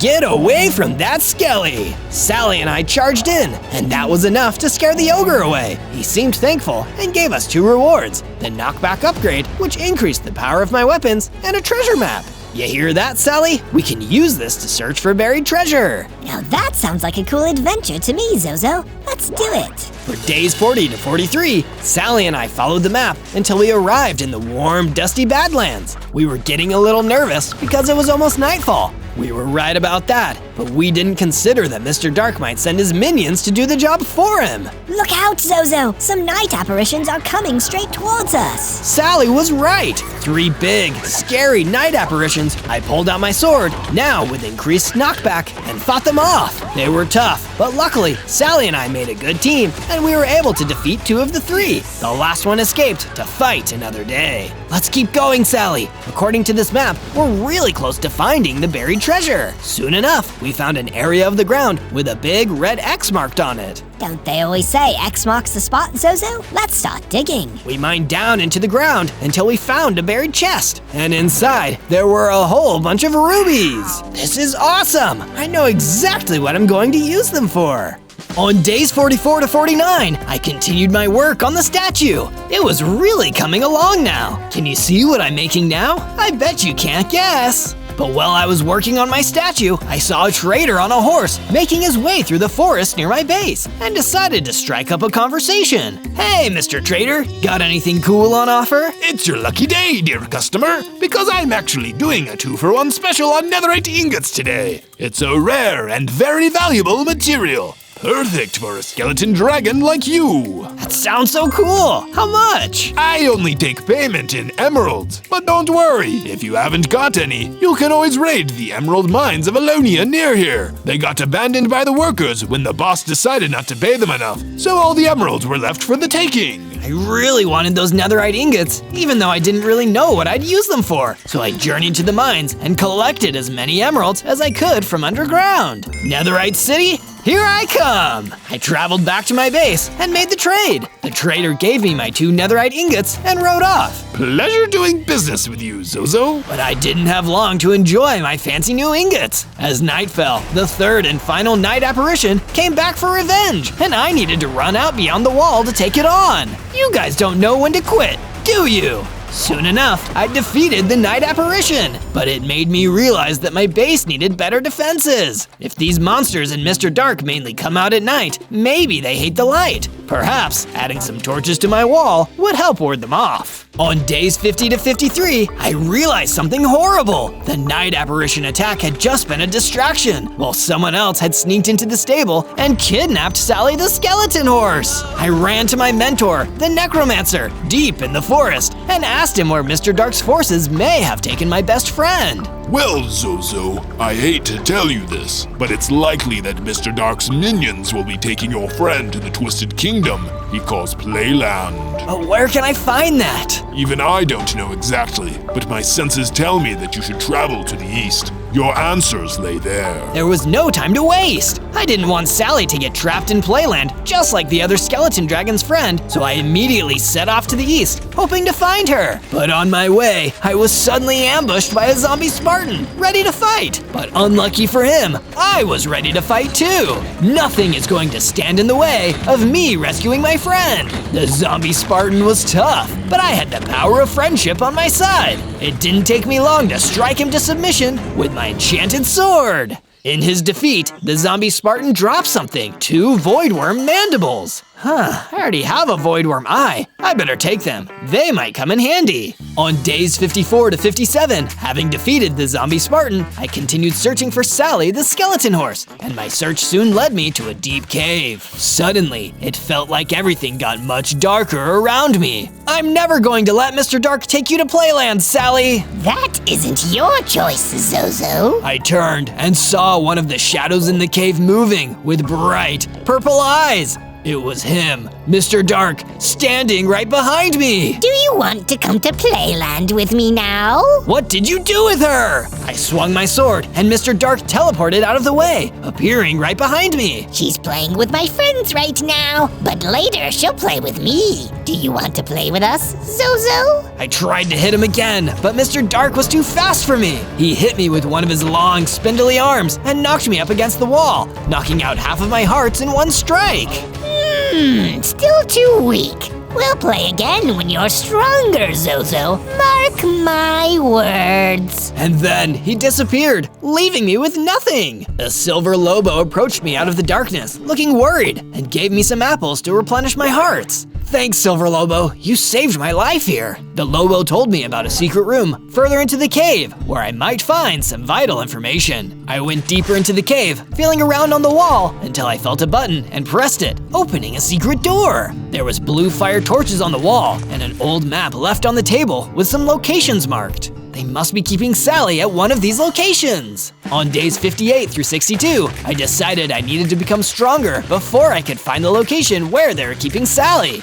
First, I went to the diamond mine the Silver Lobo told me about and took the old elevator down. I quickly found some diamonds near the entrance and started mining. I then saw what looked like an old abandoned mining camp. A chest inside of it had a book with the unbreakable enchantment. I don't think whoever owned this camp would mind if I used the crafting table to make my gear. I made myself a diamond sword and a diamond chestplate to match. I used the nearby anvil to put the unbreakable enchantment on my chestplate. Now this is one of the most powerful pieces of armor around. After that, I returned to my base to continue work on my statue. It's really coming along nicely now. I even got to use all those rubies that Sally and I collected, but I could use some more materials. I went out into the forest to hunt, but in the process, I found something remarkable. A magical, enchanted halo. I decided to try it on and immediately felt its magic empower me. I got stronger and healthier, going up to 14 hearts. Whoa, talk about a functional headwear.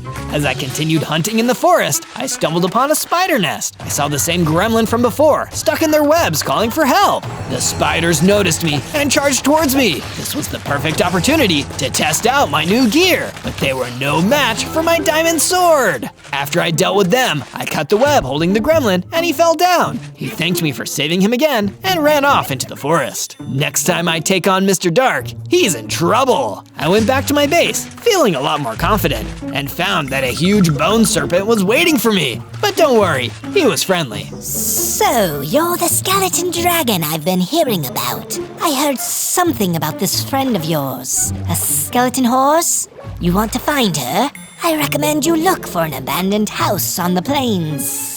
Finally, a break in the case. You're a lifesaver, Bone Serpent, literally. Want to stay at my base? Well, since you're offering, why not? I built a new room with a pool where the Bone Serpent could stay. But by then, it was already nighttime. Mr. Dark would be on the prowl. I'd go find Sally first thing in the morning. On day 63 through 66, I was preparing to go on a rescue mission for Sally. But before I could leave, my mentor, the Necromancer, arrived to give me a gift. Zozo, I wanted to give you a gift before you went on your quest. Mr. Dark is a mutant Enderman, and this dagger will do extra damage against Endermen. But be warned, it'll be incredibly weak against anything that isn't an Enderman. Thank you, Master Necromancer. These will come in handy. I left my base, passed through the forest, and ventured out onto the plains. This was the exact direction that the Bone Serpent told me to go in. That's when I ran into a group of zombies and decided to test my dagger on them, and it did almost no damage. Wow, Master Necromancer was right.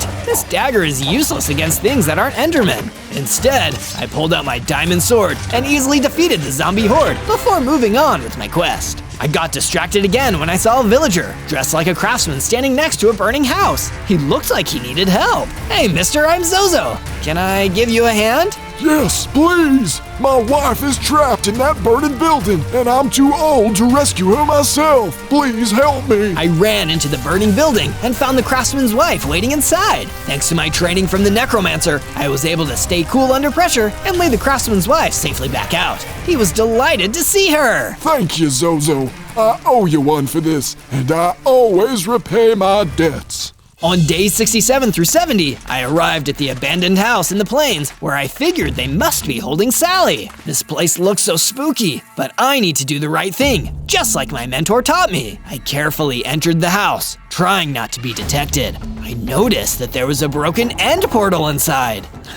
That's weird, but I was quickly distracted by the sounds coming from upstairs. I drew my sword and ran upstairs, seeing Sally the skeleton horse locked in one of the rooms. Don't worry, Sally, I'm here to help. Wait, Zozo, it's a trap. 3 Endermen suddenly appeared all around me. I tried to fight back, but I wasn't fast enough. They kept teleporting and attacking me back. Little by little, I was backed into the corner. It looked like I was a goner until I saw something on the floor. Is that a potion of fortitude? It was. I quickly grabbed it and drank it, and it made me tough enough to collect my thoughts, remembering the gift from my mentor. I pulled out the dagger and charged in. He was definitely right about its strength against Endermen, because soon enough, all 3 were defeated, although I barely survived that. I went to free Sally from the locked room. We celebrated for a moment in the room before I let her out and headed towards home. Let's go and rest, Sally. I've missed you. I shared some of my apples with Sally as we walked home, happy to finally be reunited.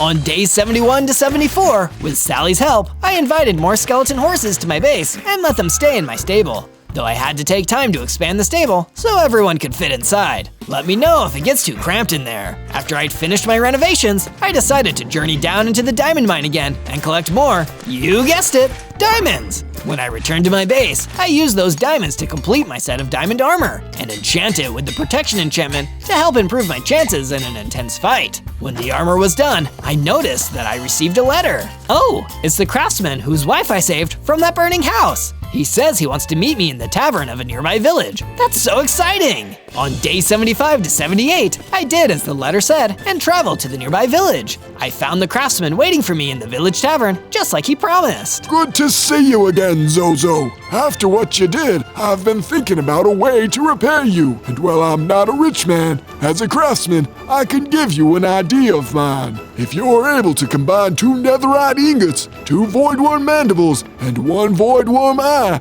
you could create a dimensional carver, a special pickaxe that can teleport you between locations. Wait, I have all of those materials. That's incredible. I can build one right now. Thank you, Mr. Craftsman. I made my way over to a nearby crafting bench and made myself a dimensional carver and gave it a practice swing. Boom! I was teleported to the village outskirts with a group of great beasts charging at me. Uh-oh, better get out of here. I swung the dimensional carver again, and boom, I was back in my base. Wow, this tool is amazing, though I'll save it for emergencies in the future. On days 79 through 84, I started building a new storage shed for extra supplies in my base. You never know when you'll need the extra storage space. Then, I made a full set of armor for Sally, so she could be better protected when she's wandering through the forest. This is great, Zozo. Thank you. But then, I was running low on materials, especially stone and wood, so I decided to head out into the forest to cut down some trees and mine some more stone. While I was mining and lumberjacking, a passing mage noticed me and approached. Excuse me, young skeleton dragon, but would you happen to be Zozo?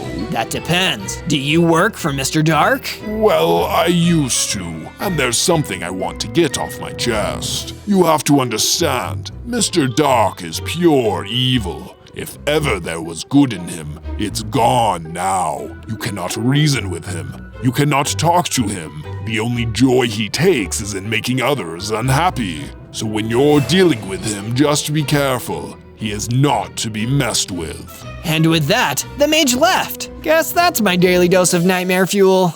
On days 85 to 89, I returned to my base from the forest in the late evening, only to find out that the worst had happened. Mr. Dark was attacking my base with a whole gang of soul eaters. Look, friends, Zozo is back. He's here to join our little playtime. I want nothing to do with you or your deranged games. I just want you to stop bothering everybody. Yes, we could do that. Or we could play catch. Soul Eater, throw! One of the soul eaters pulled out a javelin and threw it at me. But then something strange happened. Rather than losing hearts, I started to get bigger and stronger. I'd become an evolved skeleton dragon, reaching my full size and going up 20 hearts. Whoa, I guess all that training is finally paying off. Wanna 1v1 me, Mr. Dark? Why should I have all the fun? My friends want to play with you too. Play with him, Soul Eaters. Mr. Dark vanished again, and the Soul Eaters ran towards me. With my new size and power, it didn't take me long to defeat them, which made me even more frustrated that I couldn't have taken on Mr. Dark there and then. Instead, I had to increase the size of my bedroom. A bigger skeleton dragon needs a bigger place to live. On days 90 to 94, I finally finished my statue. It's a giant cool skull statue, showing how we skeletons stuck together and stood against the evil of Mr. Dark and his minions. Did you guess what it was before I just told you? Let me know down in the comments. Once the statue was finally done, I decided I'd give some extra training to my best friend, Sally the Skeleton Horse. We trained together on the base grounds by play fighting until she upgraded and became bigger and stronger. It feels so good to be powerful enough to fend for myself. Thanks, Zozo. I never would have gotten this far without you, Sally. And after training, Sally took me to her brewing station she had set up to make a bunch of healing potions. You never know when these will come in handy. On day 95 to day 97, I met with the necromancer in the forest. He had some more valuable advice for me. Zozo, I've heard of the location of a cabin in these woods, once owned by a person who was researching Mr. Dark. You might be able to find some valuable information there. That definitely seemed like a good lead, so I started searching the woods until I found a rundown old cabin. On the inside, I found a dusty old book inside a chest. Oh, I wonder what secret knowledge is inside. But I didn't have time to read it just yet. Suddenly, the cabin was under attack by a gang of fire elementals who'd come to burn down the cabin. I was lucky to have my diamond armor, or I would have been burned up too. Okay, fire elementals, let's go. I took them on with my diamond sword and defeated them one by one, only getting a little burnt in the process. Great! Now I can finally read this book. The book was filled with frantic notes, including a part that read, Mr. Dark, that maniac. He calls it Playland, but it's nothing like that. There's only death there. It's the end. Nothing but the end. Of course, that explains the broken end portal too. Mr. Dark's Playland is actually the end. On day 98, I prepared the final enchantments for my weapons and armor and met with Sally one last time. She was nice enough to give me some more apples for the trip. I'm going to take on Mr. Dark. I discovered that he's hiding in the end, and without an end portal, I can use my dimensional carver to get there. You're not going alone, Zozo. I'm coming with you. But Sally… But nothing. I saved your butt the first time you came here, and you think I'm gonna let you wander right into Mr. Dark's base? Alone? We started this together, and we're gonna finish it together too. Well, when you put it like that, I can't exactly say no, can I? But I can say that if you want more exciting adventures like this, you should subscribe to Zozo and find more of our videos by searching ZO on YouTube. I'll really appreciate it. On day 99, Sally and I were ready to take the fight to Mr. Dark and free everyone that was still trapped in Playland. Let's do this, Zozo. Let's make it so the people of this world never have to fear the night again. That's what I'm talking about, Sally! Sally stood close to me, and I used the dimensional carver to teleport us all the way to the end so we could storm Playland together. But as soon as we arrived, we were immediately surrounded by a gang of Endermen. I immediately regret this decision. Yeah, me too! I pulled out my handy dagger, ready to fight off the Endermen, when I realized that they weren't here for me. They surrounded Sally, too fast for me to stop them, and grabbed her. They teleported away, taking Sally with them to who knows where. Sally, no! I knew why they'd done it. They were working for Mr. Dark, and Mr. Dark wanted me to face him alone. On day 100, I walked deeper into the end alone, looking for Mr. Dark. He didn't seem to be anywhere around here. That's when I noticed a cage containing a skeleton dragon just like me. I'd finally found him. Don't worry, fellow Draggy, I'll get you out of here. I heard an evil laugh behind me, and Mr. Dark appeared. You've come to play with me, at long last. I knew you would in the end, little one. I'm not so little anymore. I pulled out my dagger and turned to attack Mr. Dark, but he teleported out of the way and hit me again. He was even stronger than I remembered. Thankfully, I had a spare potion of healing to take to offset the damage. Play along, Zozo. It's no fun if you don't play. I tried to attack him again, but it was like fighting smoke. Every time I went for him, he teleported out of the way and attacked me back. It felt like all of my training was for nothing against him. You don't play fair, Mr. Dark. That's because it's no fun to play like that. And I'm sorry, Zozo, but you're starting to feel awfully boring to me. I looked behind me and saw that a giant chasm had opened up in the ground behind me. It was so dark down there, I didn't even know if there was a bottom. You'll find more friends down there, Zozo. You'll never want to leave. While Mr. Dark was focused on me, I saw a figure charging up behind him. It was Sally, the skeleton horse. And still, Mr. Dark hadn't even noticed her. Any last words before you go into the dark, Zozo? Yeah, playtime's over. What? Sally the skeleton horse charged into Mr. Dark and knocked him into the bottomless pit. He screamed and fell, never to be seen again. Can't say I'm gonna miss that creep. Let's save the prisoners and get out of here, Zozo. You know, that sounds good to me. On day 1, I spawned in as a zombie warden. Whoa, I guess I must be a warden who was revived into a zombie. What are the chances? I only had 6 hearts to start with, probably because I had just been brought back. I'll bet I can become a lot stronger than this. It looked like I already had the physical strength of a zombie and the senses of a warden. I could also perform a wicked sonic boom. Even after becoming a zombie, I've still got it. I realized that I was inside of some musty old tomb. There was a necromancer nearby who seemed to be jumping for joy. Yes, I have done it! After so many tries, I have turned a warden into a zombie! Now my creation will serve me and do my bidding! Whoa there, guy. I just got here. Don't I get to choose whether or not I do your bidding? Free will? I guess I need to use a stronger control spell. The necromancer started slinging magic at me. It was probably the control spell he mentioned. I didn't want to be controlled, so I started to run away. I ran off into a hallway of the tomb and found cover against the necromancer's spells. He was not happy about that. You will serve me! Get him, Reaper! An undead Reaper was summoned and ran towards me, chasing me. But I found a hole in the wall and squeezed through. On the other side were a bunch of coffins and gravestones. I guess I could rest here since I'm a zombie. I'll find a way out of this place tomorrow so I can stay free. On day 2, I took my first steps towards freedom and entered a forest inside of a cave. I I thought that the way to the surface must have been somewhere around here. I could see perfectly in the darkness because of my warden senses, so I punched one of the trees and gathered enough wood to make a wooden axe and pickaxe. This forest was way bigger than I expected. I realized that I had no idea how to get to the surface from here, but I was determined to keep exploring this place until I did. I soon found out that I wasn't alone. There was some kind of warrior ghost floating around near a mysterious monument which was emitting a strong light. Greetings! You must be another one of that necromancer's pawns, or at least you were. I'm nobody's pawn. The name is Zozo, and I'm looking for a way out of this tomb so I can start a new life on the outside.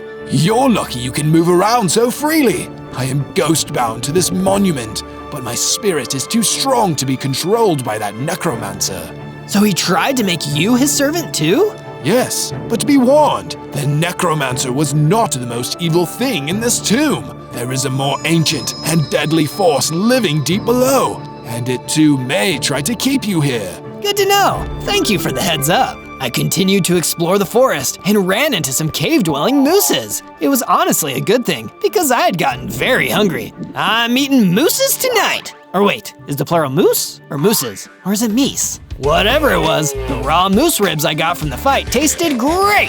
It seems like most zombies, I've got an all-meat diet. On day 3, I found a wide-open cavern where I could start building an underground base. I can't be much of a warden without a place to ward. I mined some stone so that I could build a small shelter for myself. With the material situation sorted for now, I started to build myself a temporary tent-like base. I would need to get more materials before I could make a high-quality base, but this would do for now. I heard a sound behind me, and my keen warden senses told me that it was a soul eater. I fired off a sonic boom to tell it not to mess with me, but it seemed to only make it madder. The soul eater ran towards me and attacked. You're not getting my soul today! I fought back with my zombie strength. The soul eater was a tough enemy, but my sonic boom had weakened it before we got into melee range, so I was able to win the fight. I felt the souls that the soul eater had collected enter me and began to feel my power grow. My number of hearts doubled to 12, and I even became slightly larger. Later, with the rest of the wood I gathered, I built a fence around my shelter. On days 4 to 5, I searched the forest cavern for more materials to use for my base and to protect myself. I wonder if the entrance of the tomb has any materials that I might have missed. Even though it was risky, I went back in the direction of the tomb. When I arrived at the entrance, I found that the necromancer was there waiting for me. You again! I already told you that I won't be controlled. I am a free zombie. You have no idea what is coming for you, Zozo. The Demon King promised me great rewards if I could build an undead legion for his army. The Demon King? Who is that? He has waited countless eons to make his return. This tomb was where the ancient heroes of the past sealed him away. But now that he has come back, the world will belong to him.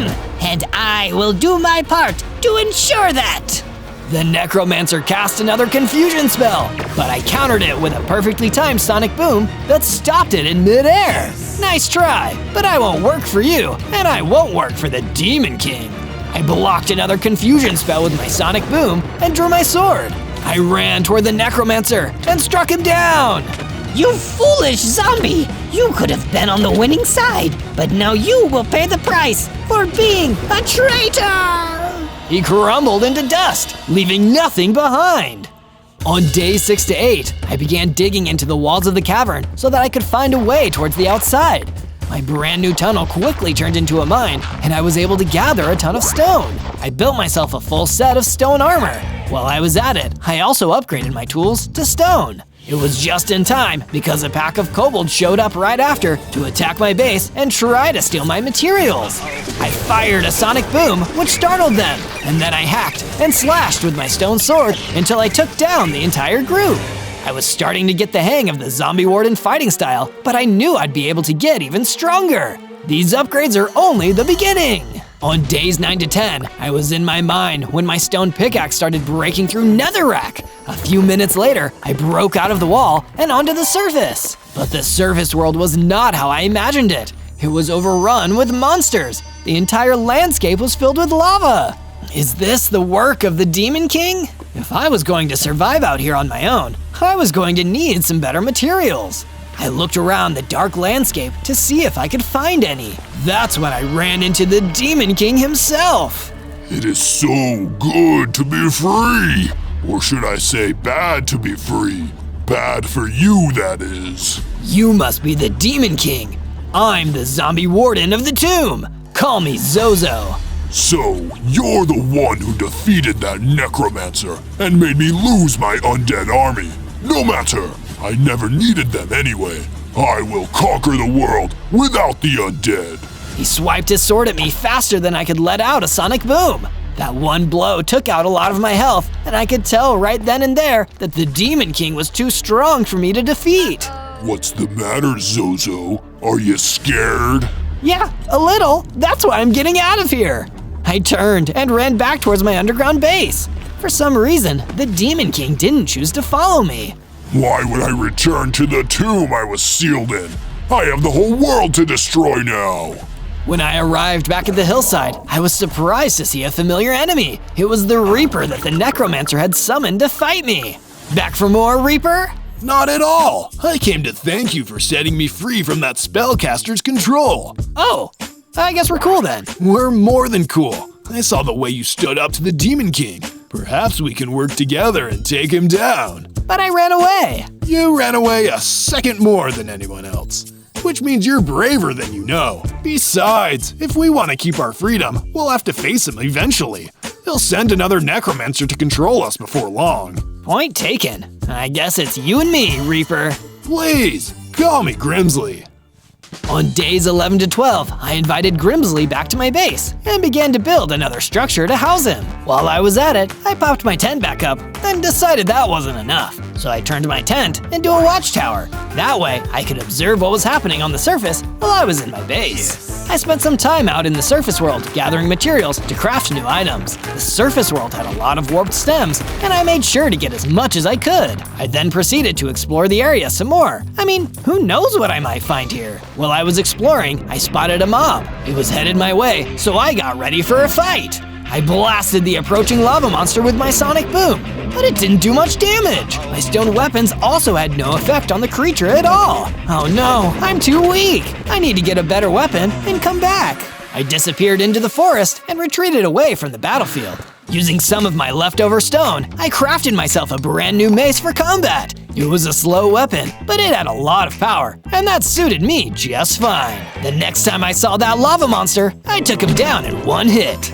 Hooray! Now this is a weapon I can use! I decided not to stop there. The mace was great, but I could use a durable set of armor to match. Some iron tools wouldn't hurt either. I went back to my personal mineshaft and began to dig for iron. It didn't take me too long to find enough to improve my tools and armor level. I smelted the iron down and crafted myself a full set of iron armor and tools. On days 13 to 15, the ghost of the ancient warrior called me to his side and told me the tale of the Demon King. 100 years ago, the world was under attack by a Demon King and his army of demons and monsters. The big evil guy had succeeded in uniting the demons, the undead mobs, and the two-headed ogre tribe into an unstoppable fighting force.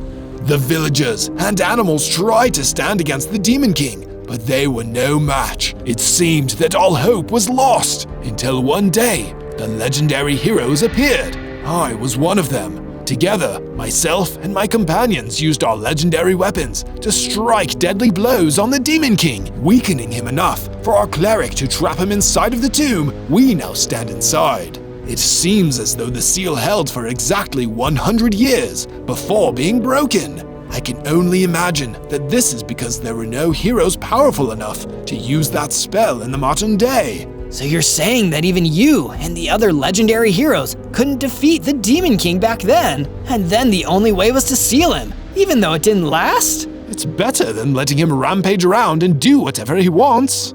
I don't know. Even if there was somebody who could cast the sealing spell these days, would it even matter? It's like putting a band-aid on a broken sword. I'm sorry, but it doesn't sound like there is anything that can be done. On days 16 to 19, I couldn't find Grimsley anywhere in the base, even in the house I built for him. Grimsley wouldn't just leave without telling me. I better look for him. It was a good thing I was part warden, because wardens are really good at finding things. I wandered out farther than I ever had before, to a hill with dark grass and strange ruins on top of it. I spotted Grimsley, but he wasn't alone. There was another mob there, and it looked like it was wearing a magic robe. Oh no, another necromancer has tried to capture Grimsley. I got closer, and I saw that I was correct. The cloaked figure had him enclosed in a ritual circle, and Grimsley was trapped. Zozo, is that you? Help me! Don't worry, Grimsley, I'll save you! I fired a sonic boom, which disrupted the necromancer's chanting. He got angry and fired some evil bolts at me. I circled around the hill, using the ruins as cover. I managed to catch him by surprise and wind up an overhead smash with my mace. See you later! The magic circle collapsed when the caster was defeated, and Grimsley was set free. Well done, Zozo. I thought I was gonna be controlled again for sure. Don't worry, buddy. I gotcha. Neither of us will ever be controlled again. This time, the Demon King won't have the help of the undead. We'll be fighting against him. That's the spirit. Or should I say, we're the spirits. Inspired by Grimsley's words, I felt myself begin to grow and change. My number of hearts increased to 20, and I also gained increased melee damage. Zombie-rific! It was just in time, too, because we were joined by a troop of knights. Their leader wore ice armor. Freeze, undead servants of the Demon King! I, Sir Frost, will put you on ice. It's cool. We don't actually work for the Demon King, and we're gonna make sure no other undead has to either. Oh, pardon the misunderstanding then. I'll be off to continue facing his forces and searching for the legendary blade of demon sealing. Wait, a blade like that exists? We certainly hope so. It is said to contain the magic of the cleric who sealed him the first time. Well, if you need any help, you know who to call. Me, Zozo. On days 20 to 22, I went back to the base, only to find it overrun with giant centipedes. All right, you bugs, prepare to get squashed. They were quick, but not very tough, so I used my sword instead of my mace. I figured this place needed a statue, one that would show those knights that allies could be found here, in the remnants of the Demon King's tomb. It would have to be brave and mighty, not to mention cool. Sir Frost will be so impressed that he'll make me his second in command. Plus, he's probably the modern-day descendant of one of those legendary heroes who beat the Demon King. That's how it usually works. I needed white and blue for the statue to really look like him, so I went to gather some dolomite and lapis. I managed to mine quite a bit of the materials I needed and went back to the base. With access to those materials, I could start working on the statue. It was really starting to come together and look like a base of something great. What do you think it'll be? While you're leaving a comment on what you think it'll be, don't forget to subscribe and ring the bell so you can see more of my amazing adventures. On days 23 to 26, the kobolds returned in even greater numbers. This time, they had some ranged weapons on them too. I guess kobolds were craftier than I thought. Fortunately, my melee damage had gotten stronger and I could easily deal with them. One of the kobolds I defeated dropped a bow and a quiver full of poison-tipped arrows. This would make a good backup ranged weapon for my sonic boom. Since there were no necromancers to cast spells on me, I took a trip down into the depths of the tomb. It looked like they had been taken over by a den of slimes and spiders, and they were in the middle of a territory struggle. Am I interrupting something? I cleared out the vermin and gathered up their webs and slime balls. Once I returned to the base, I was able to craft those materials into some leads. After I was done with that, I spotted another kobold jumping in front of my base and ran down to face it. Oh, hey, there's still another kobold back here. Back for another fight. No way! I want to join you guys. The other kobolds were always mean to me. Oh, I didn't know. Don't worry, buddy. I gotcha.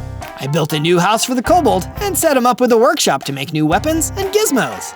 Let me make it up to you by building some traps around the base for you. On days 27 to 31, I returned to the forest and talked to the ancient warrior about the legendary blade that Sir Frost mentioned. Apparently, this blade can seal the Demon King away again. Does that sound like something that the other legendary warriors might have done? It is possible that the cleric planned ahead and sealed one more spell into the legendary weapon, but I've been trapped here the whole time as a guardian ghost, so I have no idea what happened in those 100 years. I suppose I'll have to go looking and see what the world is like out there. The Demon King is most likely sending his minions to destroy whatever is left of the legendary hero's descendants. If you can find them first, one of them probably knows how to find the legendary blade. Well then, there's no time to waste. Thanks, Ancient Warrior. I'm out of here. I journeyed out into the wilderness in search of the legacy that the legendary heroes left behind. I came upon a bridge over a deep ravine, which was guarded by a two-headed giant. Just try to get past us. You won't. Watch me. I shot a poison-tipped arrow into the giant and watched as their health started to get chipped away. Why, you... The giant charged right into the path of my swinging mace. Kapow! The hit knocked them back, causing them to stumble over the side of the ravine. The two-headed giant fell all the way to the bottom, but didn't disappear. I quickly ran across the bridge before they found a way back up. On days 32 to 35, I found a grove full of trees, and in it were a bunch of songbirds. Hello, traveler. What brings you to this peaceful place? My name is Zozo, and I'm here in search of a legendary blade that can seal the Demon King. Oh, the Blade of the Cleric. This place was created by one of the other legendary heroes, so we've heard of it, but we're not sure where it is. Darn it, this is still a very nice clearing. But wait, if it was made by the heroes, then... Just as I realized, the Demon King came rushing into the grove. He used his magic staff and destroyed half of the grove in one hit. Luckily, I'm here. Run away, birds. I'll distract him. The songbirds ran away just in time, as the Demon King was right next to me. We meet again, Zozo. This time I'll destroy you. It seemed like he meant it. He was immune to the poison of my arrows, and he closed in on me before I could use my sonic boom. Thinking quickly, I surprised him with my increased melee damage. Impressive, but it will take more than that to defeat me. I guess we'll find out next time. I ran off while the Demon King just stood there, laughing. But at least I lived to fight another day. Just as I got far enough away, I spotted one of the songbirds. I'm sorry about your home. We'll be able to find a new home. You saved us, and that's what matters. My base can be your new home. Oh, sweet. On days 36 to 39, I constructed an aviary where the birds could live as peacefully as they did back at the grove. Can you tell me anything else you know about the legendary heroes? There were 4 of them in total. The warrior, the cleric, the singer, and the ice knight. The singer was the one who made our grove, and I hear that the ice knight founded an order of brave warriors who dwell in the snowy north. That sounds like Sir Frost and his companions. I should go visit them. The good thing about the north is that it's very well protected. The Demon King will have to spend a lot of resources to claim it. If there's another place where his forces can be resisted, it would be there. Awesome! I should get prepared and make this alliance official. The undead can team up with the knights, and together we'll find the legendary blade. Then we'll show the Demon King who's really boss. But before I left to go explore the snowy north, I did a bit more on my statue. I felt inspired because I was reminded of Sir Frost. On days 40 to 43, another undead showed up at the base, and I welcomed them into the ranks of the resistance. Hi, my name is Gabby Ghoul. Welcome to the team, Gabby.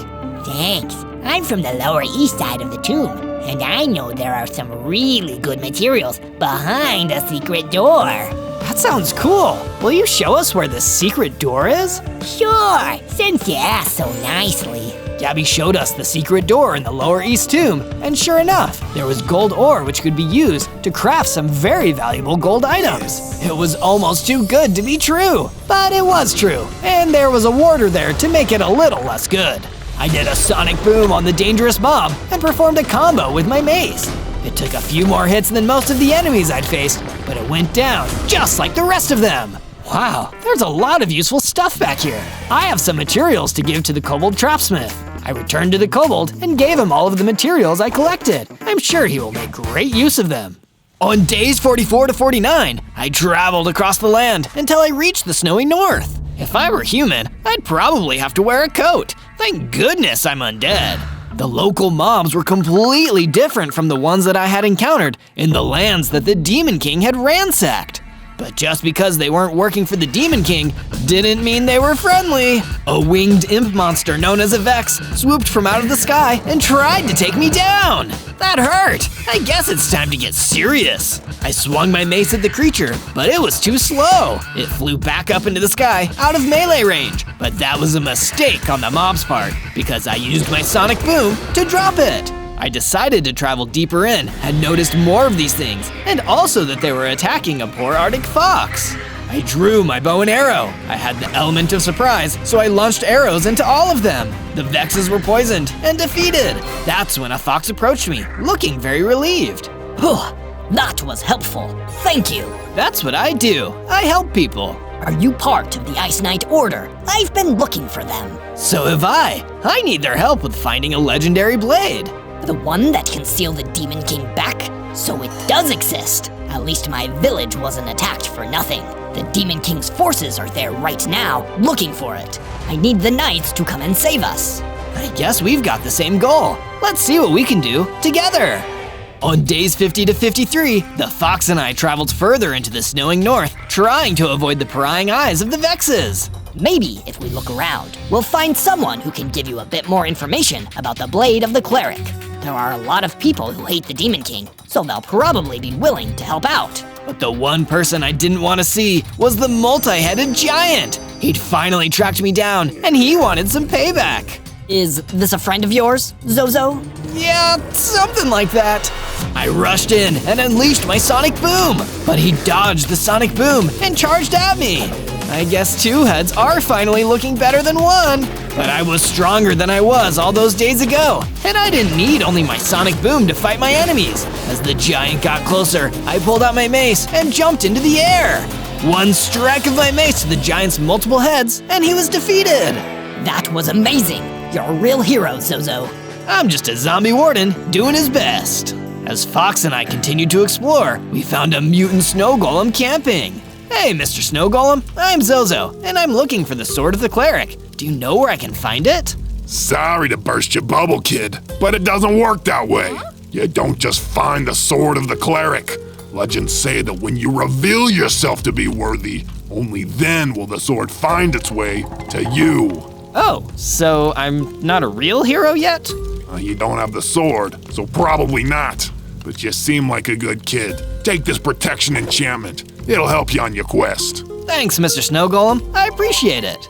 On days 54 to 57, I made the long and hard journey back across the map, then went underground to my base. I decided to apply the protection enchantment to my chestplate so I'd be able to withstand more powerful attacks easier. Afterwards, I noticed that the kobold installed some traps, a lava chest trap, a diamond ore trap, and a pit trap. Hopefully these will never have to come in handy, but good to have them, just in case. Just then, Grimsley approached me with an important task. Zozo, thank goodness you're here. Gabby Ghoul has gotten sick. I fear that it's some kind of hex caused by the Demon King. I can make a healing potion to help her, but I need you to collect some apples from the warped forest. It's a vital ingredient. Don't worry, Grimsley, I'll be right on it. You stay here and tend to Gabby.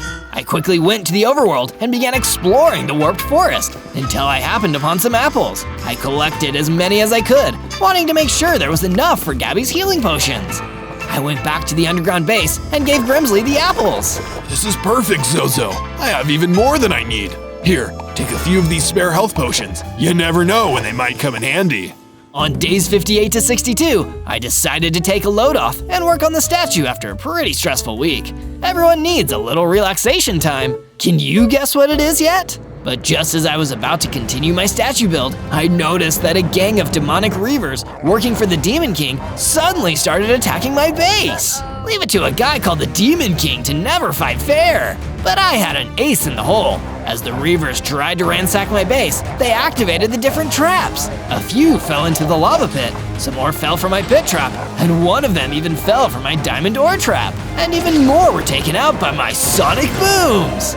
I'll take on as many reavers as the Demon King can send at me. But I wasn't prepared for a sneak attack from behind from Grimsley, the Reaper, which knocked me down.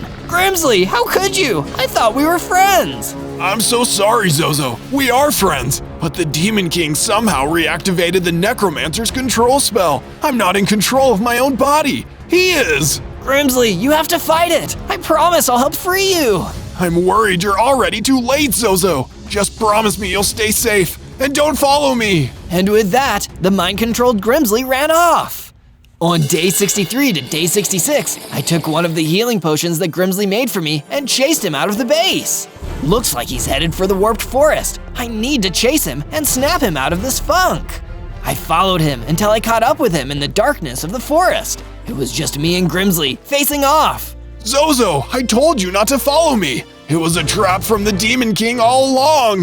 That's when even more Reavers came out of the forest to battle me. It looked like more than I could even take on. Grimsley, I need you to help me. I can't help you, Zozo. I'm not in control. You have to fight, Grimsley. You're not just a servant of the Necromancer or the Demon King. You're your own person. I could see that Grimsley was struggling to regain control, and eventually, Grimsley snapped out of it. You're right, Zozo. I am my own person. Now let's show these Reavers that we mean business. Grimsley and I fought off the Reavers together. Between the two of us, those servants of evil stood no chance. Thank you for never giving up on me, Zozo. I'll never give up on a friend. And as it turns out, when the Demon King invaded my mind, I also invaded his. I got a vision of a cave deep in the basalt deltas. We might be able to find something useful there.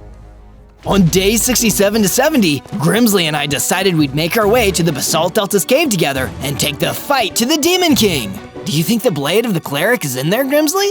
Only if you're worthy. And look, that might be a good way to prove yourself. Grimsley was gesturing to a huge, scary Wendigo that was patrolling the outside of the cave. He must have been another demonic servant of the Demon King. I'll go in first. Follow my lead. I ran towards the Wendigo and unleashed a sonic boom. It was more formidable than anything I'd ever faced before. Thankfully, I still had my mace. I pulled it out and hit the Wendigo several times as it roared and shrieked, but the attacks only made it angrier. Then, the Wendigo started fighting back. Every time it hit or bit me, it was knocking off heart after heart. It was terrifying. There was nothing I could do to stop it. I saw my life flashing before my eyes when suddenly Grimsley stormed in to save me. Leave my friend alone, Wendigo, or you're gonna learn exactly why you should fear the Reaper. Grimsley attacked. I don't know if he hurt the Wendigo, but he spooked it enough to finally run it off. You really saved me there, Grimsley. Thank you. Just repaying my debt, Zozo. Now let's take a look inside the cave. On day 71 to day 74, we entered the cave, hoping to find the blade of the cleric waiting for me. But no, the cave was empty, and I was devastated. I guess I'm still not worthy. It's okay, Zozo. I'm sure we'll be able to find it. We just need to believe in ourselves. We better start believing harder, because if we don't, then the Demon King is gonna rise to full power, and without the blade of the cleric, there will be nothing we can do to stop him. On day 75 to day 78, I returned to my base and decided it was time to upgrade my mace since it was about to break. So I did just that and crafted a new mace. Then I decided to supercharge it and applied the sharpness enchantment on it to improve its hitting power. Nobody will want to mess with me now. But that was wrong because the Wendigo who'd gotten away in the Badlands suddenly appeared, and he was here for me. Unlike the Reavers, he wasn't tricked by any of the traps. He had my scent, and he was coming straight for me with his teeth and claws ready. But this time though, I had my upgraded mace, and I was ready to fight back. The Wendigo squared up, and I hit him back. And after that hit, he didn't get back up. Because the Wendigo was so powerful, defeating him gave me a lot of XP, causing me to get bigger, stronger, and finally reach 30 hearts. I was one of the most powerful zombie wardens in the world. I was even starting to look more like an actual warden and became pretty buff. This is my coolest upgrade yet. That's when I had a vision. I needed to return to the snowy north. Something would be waiting for me there. Something I needed if I wanted to defeat the Demon King. So of course, there was no time to waste. On day 79 to day 84, I traveled into the snowy north until I found a fortress that looked like something out of my vision. And as it turned out, it was this fortress that was manned by Sir Frost and his knights, just who I wanted to see. I went to Sir Frost's planning room, where we began to discuss the thing on both of our minds, the Demon King. I've spent my entire life preparing to confront the Demon King if he ever rose again. And in all that time, all that responsibility, I feel I've learned so little. All I know is that he'll likely reach his greatest power soon. Then we should probably stick together. He'll want to get rid of all of us as part of his rise to power, but that'll be harder if we're working with each other. Come back to my base. We'll be safe there, Sir Frost. You make a good point, Zozo. I'll prepare my things. We'll head off shortly. On day 85 to day 89, I returned to my base to check on Gabigool, who had started living inside of my statue, and ask her how she was recovering from the hex that the Demon King had put on her. I'm feeling a lot better now, Zozo. Thank you. And there's something I should tell you. I've been having visions lately. The Demon King, I know he's hiding somewhere with blue trees. Does that mean anything to you? Blue trees? That has to be the Warped Forest. That's the only place that looks like that. Thank you, Gabby. I know where to find him now. On day 90 to day 94, I went into the mines and managed to get extremely lucky and mine my first set of diamonds. If I'm gonna face the Demon King, I need some extremely tough armor. I forged myself a full set of diamond armor, which would defend me against almost anything. And then I went about enchanting every piece of my armor just so that I would be as prepared as possible. Diamonds are a zombie warden's best friend. On day 95 to day 97, I finished the statue. It was the statue made in tribute to one of the coolest warriors I know, Sir Frost. He'd spent his whole life searching for ways to stop the Demon King, and looking at his statue, I knew I'd be honored to spend my unlife doing the same. The Demon King would fall, and it would be because of me. On day 98, all the preparations had been made. The last thing I was able to do was talk to my friends I'd made who were staying at my base. First, I spoke to Grimsley. I believe you can do this, Zozo. With or without the blade of the cleric, you're a true hero, and you will defeat this monstrous villain. Next, I spoke to Gabigool. You're brave and kind, Zozo, and that will serve you well against the Demon King. Never forget that. And of course, Sir Frost, the Ice Knight. Are you sure you want to do this alone, Zozo? I would happily fight by your side, if you so will it. Thank you, Sir Frost, but you've been fighting this fight a long time. Let me finish it for you. And if you want to help me, the best thing you can do is subscribe to Zozo and ring the bell to always be notified of the next adventure. On day 99, with everything said, I left the underground base and made my way deep into the horrors of the Nether. The first stop was the Crimson Forest, the only way to the Warped Forest Gabby had mentioned, where the Demon King would be waiting. That's when I saw something crawling out of the ground. It was another warden, just like me, except he wasn't zombified. You worthless traitor! The Necromancer and the Demon King gave you everything, and yet you rebel. You make me sick, you undead freak! I'd rather be undead and free than alive and taking orders from the Demon King. The enemy warden tried to unleash a sonic boom on me, but I wasn't about to waste time on him when I had the biggest fish to fry. I unleashed my sonic boom, and the enemy warden was completely destroyed. Traitor! And with him out of the way, it was time to enter the Warped Forest and finally finish this thing. On day 100, I entered the Warped Forest and prepared myself for the fight of my own life. It wouldn't be easy. First, I had to deal with the Endermen. They kept teleporting around me, and it took both my mace and my Mega Sonic Boom to take care of them. It doesn't matter how much you delay, I'm gonna take on your boss soon enough. I thought I'd need to keep searching for the Demon King, but instead, the Demon King came for me. He floated down towards me, ready to fight. You again? That little failed experiment that killed the Necromancer. Are you truly foolish enough to think you can best me, the Demon King? And with that, he began to grow, becoming a far bigger and more powerful version of himself than I'd ever seen. He had finally reached his full power. Even if I can't beat you, I'm still going to fight you, because what kind of person would I be if I didn't? A living one. The Demon King pulled out a powerful bow and started shooting me with it. I tried to dodge, but was quickly overwhelmed due to the sheer power of it. Weak! How disappointing! Destroying you will be an act of mercy! Just as I thought I'd be doomed, I noticed something had been added to my inventory. It was the blade of the cleric. My act of bravery had finally earned it. As soon as I equipped the blade, I saw myself growing, getting more powerful. I was bigger, stronger, and even had a mighty 50 hearts. There would be no stopping me now! Okay, Demon King, are you ready for a real fight? With the blade of the cleric, I attacked the Demon King, striking him again and again. forcing him further back into the warped forest, weakening him, breaking him down. I could tell he was afraid. Zozo, wait! Clearly you're strong. How about we join forces? Imagine the power we could have together.